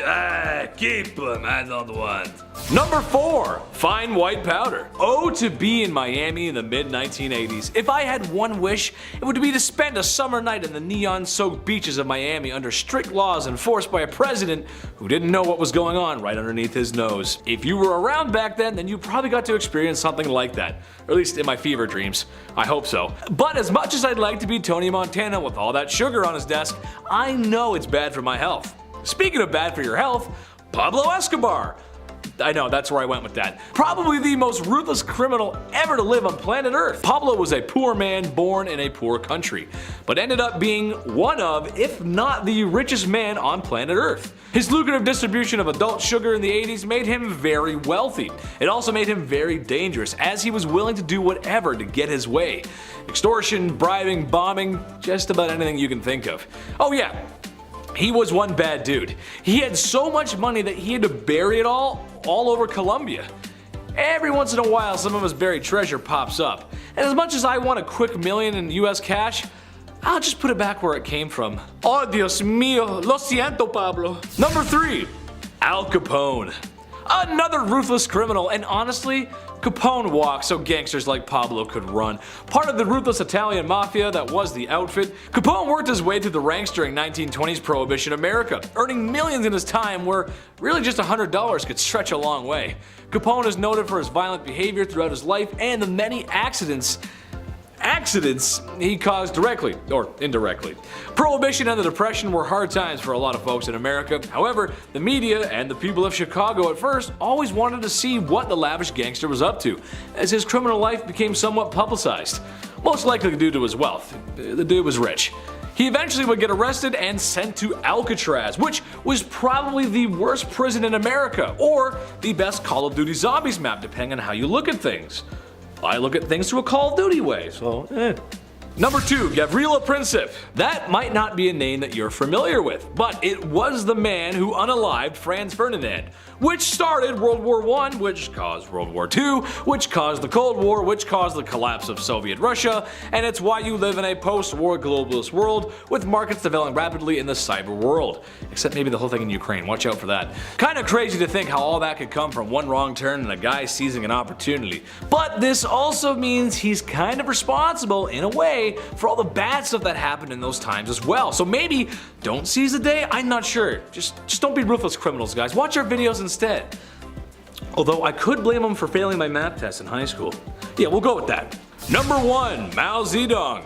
I'd like to come out here and tell you all about the chairman of China, but that simply is just too hot for TV, and if it's too hot for TV, it's too hot for YouTube. Basically, he was the dictator of communist China and is responsible for many lives lost. It's estimated to be somewhere in the range of 60 to 80 million people. Whoa! Dude was down bad, the definition of down bad, and although many were told to adore him, there's still a great many people who remember the terrible things he's done. From Beijing to Hong Kong, there's not a person around who doesn't know who he is. Like Irene of Athens. She ruled between 797 to 802 CE, and the untimely death of her husband caused the throne fell onto her, leaving her solely in charge. And during her regency with her son Constantine, Irene became very influential in government policies. Although she co-ruled with her son for 2 decades, she knew her son was an unpopular emperor, and the empress was an ambitious woman and wanted full control of the Byzantine Empire. With the help of some political allies, Irene led a conspiracy against her own son, but ultimately though the mother and son reconciled, but then again it wasn't in the end. In 786 the public turned against Constantine after he decided to divorce his wife and marry his mistress instead, and so Irene took advantage of this and once again conspired against her son. In 797 Irene organized a conspiracy in which supporters gouged out her son's eyes, maiming him severely, and he was imprisoned and probably died shortly afterwards. With him out of the way, Irene proclaimed herself as the sole ruler, and Pope Leo III, already seeking to break links with the Byzantine Empire, used Irene's alleged unprecedented status as a female ruler of the Roman Empire to proclaim Charlemagne as Emperor of the Romans on Christmas Day of 800. Under the pretext though that a woman could not rule and so the throne of the Roman Empire was actually vacant, a revolt in 802 overthrew Irene and exiled her. The power-hungry woman remained in exile on the island of Lesbos, where she had to support herself by spinning wool. She remained on the island of Lesbos until she died a year later, and see, this is why you don't get power-hungry and order an execution on your own son by gouging his eyes out. Even if he didn't have many friends, it's not his fault. I mean, Rani of Jhansi, also known as Rani of Lakshmibai, sounds like a total baddie, maybe not to her enemies, as she was a major threat to them with her violent rage to defend. But hey, when people are occupied, resistance is justified, and she led the Great Indian Rebellion in 1857 against the British colonizers and their imperial government. Wait, this is so cool. According to historians, she threw herself into battle with the reins in her teeth and a sword in each hand, and she besieged a fort where she massacred every British man, woman, and child. Yes, it was terrible for her and many of the Indian resistance, but when it came to colonizers, colonizers occupying indigenous land, not gonna lie, what do you expect? Like every rebellion of indigenous people who had to resort to violence to protect themselves from people taking over their land, it kinda makes sense. And Rani, who had been noted as the Joan of Indian Arc, for her leadership and brilliant military tactics on attacking the British forces. Even Sir Hugh Rose, commander of the British Navy, used artillery to disarm the rebellion, but still even took note of her leadership and commandment and was really astonished by it. She assumed regency in place of her adopted son and rallied forces with the help of the Tatia Tope. She died valiantly fighting against the British to her last breath, and not gonna lie, my kind of woman. What was that mean from Cowboy Bebop? I love that kind of woman that can kick my ass. Something like that. I mean, aside of a woman with the right intention and protecting her people, Queen Rana Valnona was a bit of the opposite. She was more of a tyrant than a ruler who had the intention to liberate her people. I mean, in reality, the only thing that the people need to be liberated from was from her. She had once ruled Madagascar and had no doubt she was as fierce as she would have done anything for her kingdom when it came to outsiders and people who came to her land by force. And you guessed it, I'm talking about European colonizers. You see, Queen Rana Valnona was the first to rule after her husband, King Radama, after he died. During her reign, she got her uncle executed to protect her power, and some records state that she had ended her own mother's life by subjecting her to extreme hunger. She self-proclaimed herself as ruler as a message by the gods, and when she ruled, she had the people's population go from 5 million to half that number. During the 33 years on her reign on the throne, she isolated the island and seized much of its trade and goodwill exchanges with the African people to the west. She also, with her critics, she forced them to eat poisoned chicken skin and vomit it back up. If they survived the ingestion and regurgitated, they also proved that they were loyal to her, and if they died, it proved that they were secretly disloyal, and her deaths were warranted. It took the island nation decades to recover what was lost under her rule, and in her reign had killed and chopped off the heads of French and British missionaries and even boiled Christians of Madagascar alive. She killed her rivals in any way that she could and was just very picky, and considering the population was cut in half, she really did pull a Thanos. Number 7. Philip Zimbardo. An American psychologist and a professor at Stanford University, was known for his involvement, leadership, and administration on the research of the Stanford Prison Experiment. He was heavily criticized as the experiment was seen unethical and scientific reasons. The Stanford Prison Experiment was a psychological experiment conducted to stimulate a prison environment to examine the effects of situational variables on participants' reaction and behaviors. Participants were recruited from the local community with an ad in the newspaper offering $15 per day to male students who wanted to participate in a psychological study of prison life. Keep in mind, $15 back then is roughly $114 today. Volunteers were chosen after assessments of psychological stability and then randomly assigned to being prisoners or prison guards. Over the following 5 days, psychological harm of the prisoners by the guards became increasingly brutal. After psychologist Christina Maslach visited to evaluate the conditions, she was upset to see how study participants were behaving, and she confronted Zimbardo, and he ended the experiments on the 6th day. The SPE had been referenced and heavily criticized as an example of an unethical psychological experiment as a harm inflicted on the participants in this and the other experiments in the post-World War II era. Because of this experiment, it prompted American universities to improve their ethical requirements and institutional review on human experiments to prevent them from being similarly harmed. The goal of Zimbardo's primary reason for the conducting of the experiment was to focus on the power of roles, rules, symbols, group identity, and situational validation of behavior that generally would repulse ordinary individuals. But with one positive result of the study is that it altered the way the US prisons are run. For example, juveniles accused of federal crimes are no longer housed before trial with adult prisoners due to the risk of violence against them. Number 6. Phalaris and Perilios of Athens. Throughout history, humans in general have created an enclave of many extraordinary things, and as civilizations go, for some reason in our distant past, they had an obsession of creating agonizing means and the inflictions of others. Perilios of Athens had created something that at first glance may seem like a work of art, but its uses had been a thing of torment: the brazen bull. The beautiful bronze statue casted in ancient Greece was invented between 570 and 554 BC. The statue was actually commissioned by the reign of Phalaris, an evil tyrant in Sicily. So many would think that he's actually the real inventor, or more or less had the idea. This tyrant was also known for eating new as his new cruel torment device, and the bull was cast hollow and was used as a fire would be built below, and its design was that it would be opened and a person would be forced inside. The fire would start underneath the person and it would burn as the smoke and steam would escape from the bull's nose. Incense was placed inside to counteract the smell of burnt flesh, and it is said that it was a series of tubes built inside the statue to design to distort the screams of the victim and make them sound like an animal. Phalaris was a piece of work as he wanted to test the sound system of the bull, that he even pushed Perilios, the man who created the bull for him, into the belly and lit a fire fire under him. And then he later released him before he pushed him off a cliff. But by sheer karma, Phalaris died in a bowl himself as the city was taken over by Telemachus in 554 BC. Number 5. Lytle S. Adams. After hearing about the vicious attacks of Pearl Harbor on the radio, Lytle S. Adams developed a unique plan of vengeance against the Japanese Imperial Army with the Bat Bomb. The bomb consisted a bomb-shaped casting over 1,000 compartments, each containing a hibernating Mexican free-tailed bat with a small timed incendiary bomb attached. Dropped from a bomber at dawn, the castings would deploy a parachute in mid-flight and open a release of bats, which would then disperse to eaves and attics in a 20-40 mile radius. Adams stated that the bat was the lowest form of animal life and that until now, reasons for its creations have remained unexplained. He went on to espouse that bats were created by God to wait this hour to play their part in the scheme of free human existence to frustrate any attempt of those who dared desecrate our way of this life. This weird device was then of course proved by President Roosevelt, who's remarked that his friend wasn't crazy, but the idea was worth looking into. Either way, after the conducted of a few tests, the program was eventually cancelled after it was estimated a use of $2 million, or in today's value $32 million, was wasted on this invention. When it comes to war, humans showcase the worst of the worst if it means of expanding their nation's political planning, and if you're in the military, there's an internal conflict to fill in your nationalism and your internal duty to serve the country, and you forget your economical issues. When it comes to the invention of war, as it has been showcased throughout history time and time again, even in current unfortunate events, the creation leads to genocide by means of invention of different kinds of warfare. Developed by Fritz Haber, who was a professor at the University of Karlsruhe, was a brilliant chemist who invented the industrial scale productions of ammonia-based fertilizer. Alongside Frederick Guthrie, the two was noted as the ones who weaponized and synthesized a vescent chemical warfare agent called mustard gas, a widely used weapon used during World War I by both sides of the conflict with particularly harmful and deadly effects. It was responsible for the 1,205,655 non-fatal casualties and 91,198 deaths. The effects range from minor symptoms such as skin irritation and conjunctivitis to severe lung damage when inhaled. Despite the horrific use of mustard gas during World War I, there was a silver lining: the discovery of the first modern chemotherapeutic agent based on observations of World War I survivors exposed to mustard gas.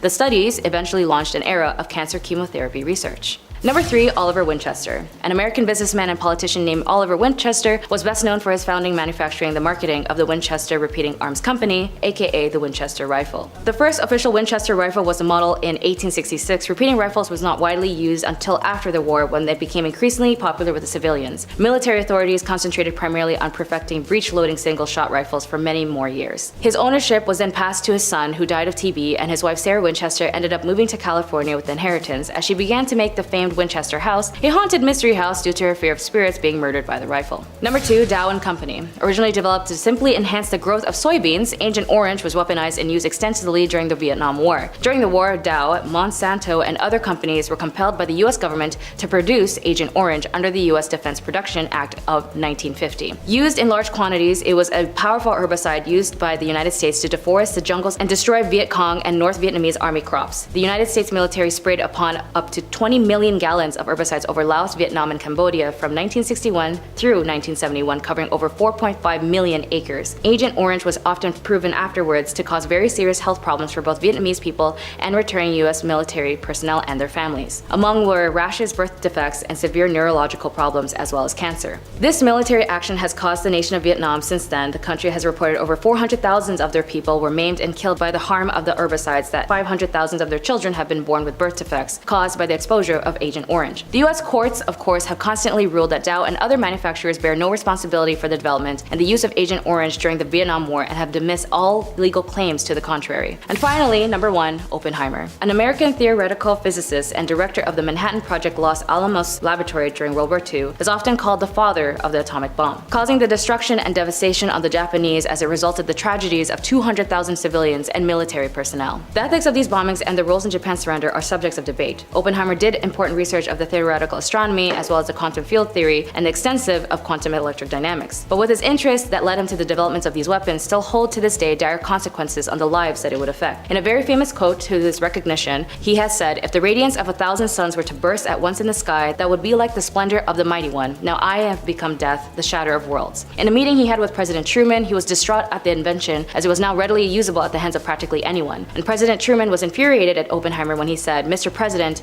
I feel I have blood blood on my hands, responding that he, Truman, bore sole responsibility for the decision on the atomic bomb against the Japanese, which later Truman said, "I don't want to see that son of a bee in this office ever again." The Treaty of the Non-Proliferation of Nuclear Weapons aimed to reduce the spread of nuclear weapons, but its effectiveness has been questioned. Modernization of weapons continue to this day. Bombs alike have been proved with its massive casualties and results to the devastation, eradication, genocide of innocent people, and the tragedy of wars it inhibits in our modern times. In some way, he was greedy, trying to create a nation under his standards by a male heir, but as greedy as one might be, he was also a hoarder.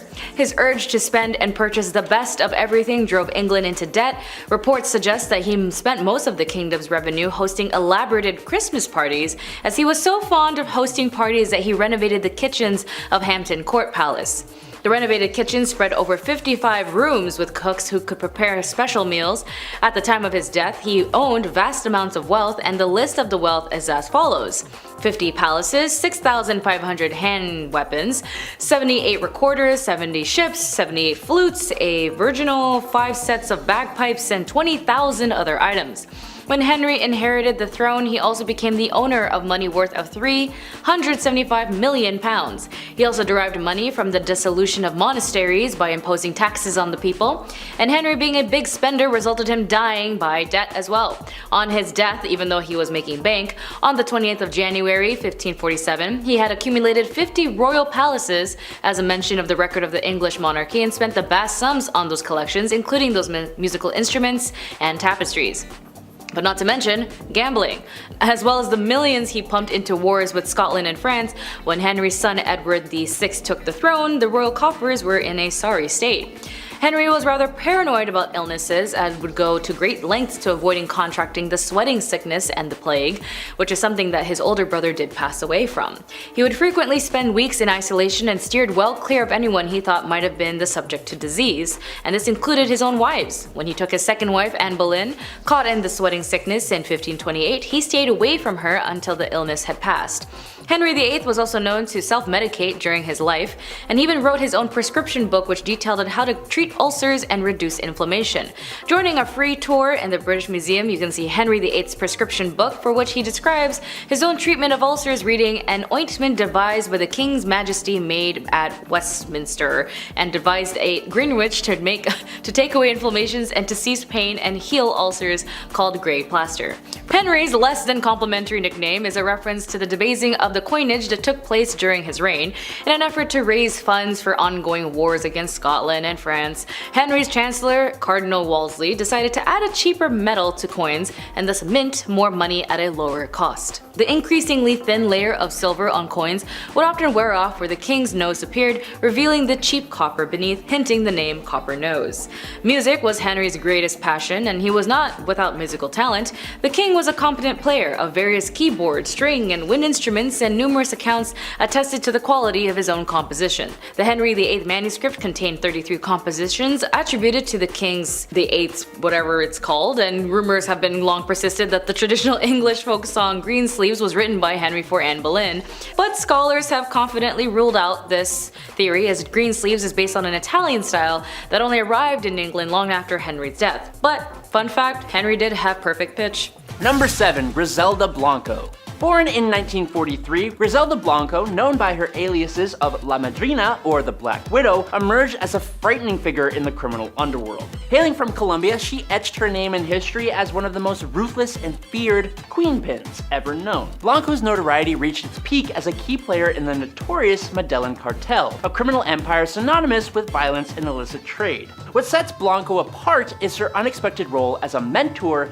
to none other than Pablo Escobar. However, as fate would have it, their relationship eventually soured, paving the way for a rivalry that would echo through criminal history. Blanco's criminal empire revolved around the transportation of a certain illegal powdery substance from the fields of Colombia to the streets of the United States. This calculated operation, coupled with her alleged involvement in up to 200 people being ushered to the pearly gates, showcased Blanco's audacity and cunning in a male-dominated realm. Her ability to not only navigate but dominate such a perilous environment proved her prowess as a criminal mastermind. Following a stint behind bars, Blanco's life met a chilling end on September 3rd, 2012, when she was wiped out in a hail of lead, leaving a void in the criminal landscape she once ruled. I'm all for girl power, but let's just put that energy somewhere else, shall we? Cool. Number 6. Christiana Edmonds. Christiana Edmonds, also known as the Chocolate Cream Killer, was an English woman with a really disturbing hobby. She would purchase chocolates, lace them with strychnine, a powerful and toxic chemical, and then return them to the shop. Unexpected customers who bought those chocolates would naturally fall ill. In 1871, a tragic incident occurred when a young person passed away after consuming one of the poisoned chocolates. Now, following this, Edmonds escalated her campaign by sending parcels of her dangerous chocolates to notable individuals. As the police began linking the fatal and damaging outcomes to the chocolates, Edmonds attempted to deflect suspicion by sending parcels to herself in order to mislead the police. How intelligent. Once she was caught, Edmonds was initially sentenced to death, but her punishment was later changed to life imprisonment due to her mental illness. Number 5. Mary I of England. Born on February 18, 1516, Mary I held the throne as Queen of England and Ireland from July 1553 until her passing. As the only surviving child of the marriage between Henry VIII and his first wife, Catherine of Aragon, Mary I's reign is notable for her brutal persecution of Protestants, earning her infamous moniker Bloody Mary. Her attempt to forcefully return England to Catholicism resulted in the forced passing of numerous prominent Protestants, contributing to a climate of fear and leading around 800 Protestants to flee the country, unable to return until her passing. During her reign, Bloody Mary implemented the heresy laws, which resulted in the burning of over 300 Protestants accused of heresy. Despite the widespread violence, Mary I was never prosecuted for her actions. However, after her passing on November 17, 1558, the winds of change swept through England, ushering away from her staunch Catholic policies. The efforts to re-establish Catholicism were ultimately reversed, marking a turning point in the religious landscape of England. Mary I's reign, entwined with religious strife and political turmoil, remains a complex chapter in history where power, ideology, and the consequences of persecution shape the course of a nation. Number 4. Wu Zetian. Between 665 and 690, Wu Zetian controlled China as empress through her husband, and later as empress dowager through her sons. However, in 690, she achieved a historic milestone by becoming empress, marking her as China's first and only official recognized female ruler. Wu Zetian maintained her authoritarian position from 690 until her passing in 705. Now, despite the significant achievements in expanding China's territory and establishing it as a powerful empire, her reign was unfortunately also marked by violence and bloodshed. Wu Zetian's rise to power was marked by a series of manipulative and ruthless tactics. She orchestrated the downfall of her political rivals, resorting to schemes such as false accusations, purges, anything to eliminate potential threats. While her success in building a powerful empire is acknowledged, she has faced enduring criticism for the ruthless tactics employed to do so. Number 3. Mary Ann Cotton. Mary Ann Cotton, who lived in the 1800s, left behind a criminal tale that's not all neatly documented. Back then, record keeping wasn't the greatest, so we're left with a bit of a puzzle when it comes to the exact details of her evil actions. But it's estimated that Cotton might have offed around 21 people. 3 of them were unlucky husbands, and a whopping 11 were her very own family. She had this not-so-friendly habit of using arsenic to bring their lives to an end, and then cashing in on their life insurance policies. The party came to a screeching halt, however, when she attempted this method on her stepson, Charles Edward Cotton, leading to her capture and the grand finale, a date with the executioner. Now, here's where it gets interesting. They gave her a short rope instead of the customary long one. This meant that instead of physics causing her neck to snap, she instead suffered a long, slow, agonizing suffocation. Number 2. Mary Piercy. Mary Piercy, born in 1866, lived in Kentish Town, North London, with her lover, Charles Creighton. Feeling unsatisfied with life, at the age of 24, Mary sought more, leading her to become romantically involved with a man named Frank Hogg. However, it seems that Frank was also already spoken for, being already married to his pregnant wife, Phoebe. The dark events unfolded on October 24, 1890, when a policeman discovered the almost severed body of a woman in Crossfield Road, Hampstead, along with a blood-stained pram. Mary's association with the crime drew attention when she displayed hysterical behavior at the mortuary while viewing the body of the deceased woman, later identified as Phoebe Hanelo, Frank Hogg's wife. The next day, the lifeless body of Hogg's daughter was found near Finchley Road, a mile away. This time, the cause was suffocation. As the police became more and more aware of the affair between Frank and Mary, they searched Mary's house and found broken furniture and bloodstains. Mary, seemingly unfazed, played the piano and sang loudly during the search. The police ended up uncovering an axe, 2 knives, bloodstained clothing, and love letters between the illicit couple. Mary's attempts to explain the stains as a result of taking out mice was met with understandable skepticism. The police gathered evidence from neighbors who had witnessed Mary wheeling a pram away from the house on the evening of October 24th and heard screams from her residence. The disturbing truth emerged during the trial at the Old Bailey in December 1890. Mary's defense claimed insanity, but it proved unsuccessful, resulting in her sentencing to be sent to hell. On December 23rd, 1890, at Newgate Prison, Mary Piercy faced execution by hanging, orchestrated by James Barry, just over a decade after her father, Thomas Wheeler, met a similar fate for a similar crime. I guess it kind of runs in the family. Number 1. Delphine LaLaurie. Delphine LaLaurie was a prominent New Orleans socialite who lived during the early 19th century. She's infamously remembered for her role in one of the city's most gruesome and horrifying scandals. Born Mary Delphine McCarty in 1787, LaLaurie married 3 times and became a central figure in New Orleans high society. However, her reputation took a pretty dark turn when her mistreatment of people that she kept forcibly endured came to light. Reports of extreme cruelty and sadistic practices circulated, revealing the disturbing treatment of servants within the LaLaurie mansion. In 1834, a fire at the mansion exposed a hidden chamber where individuals were discovered in appalling conditions, subjected to unimaginable horrors. The shocking revelation sparked public outrage, and Delphine LaLaurie fled the city, leaving behind a legacy of cruelty that continues to haunt the historical narrative of New Orleans.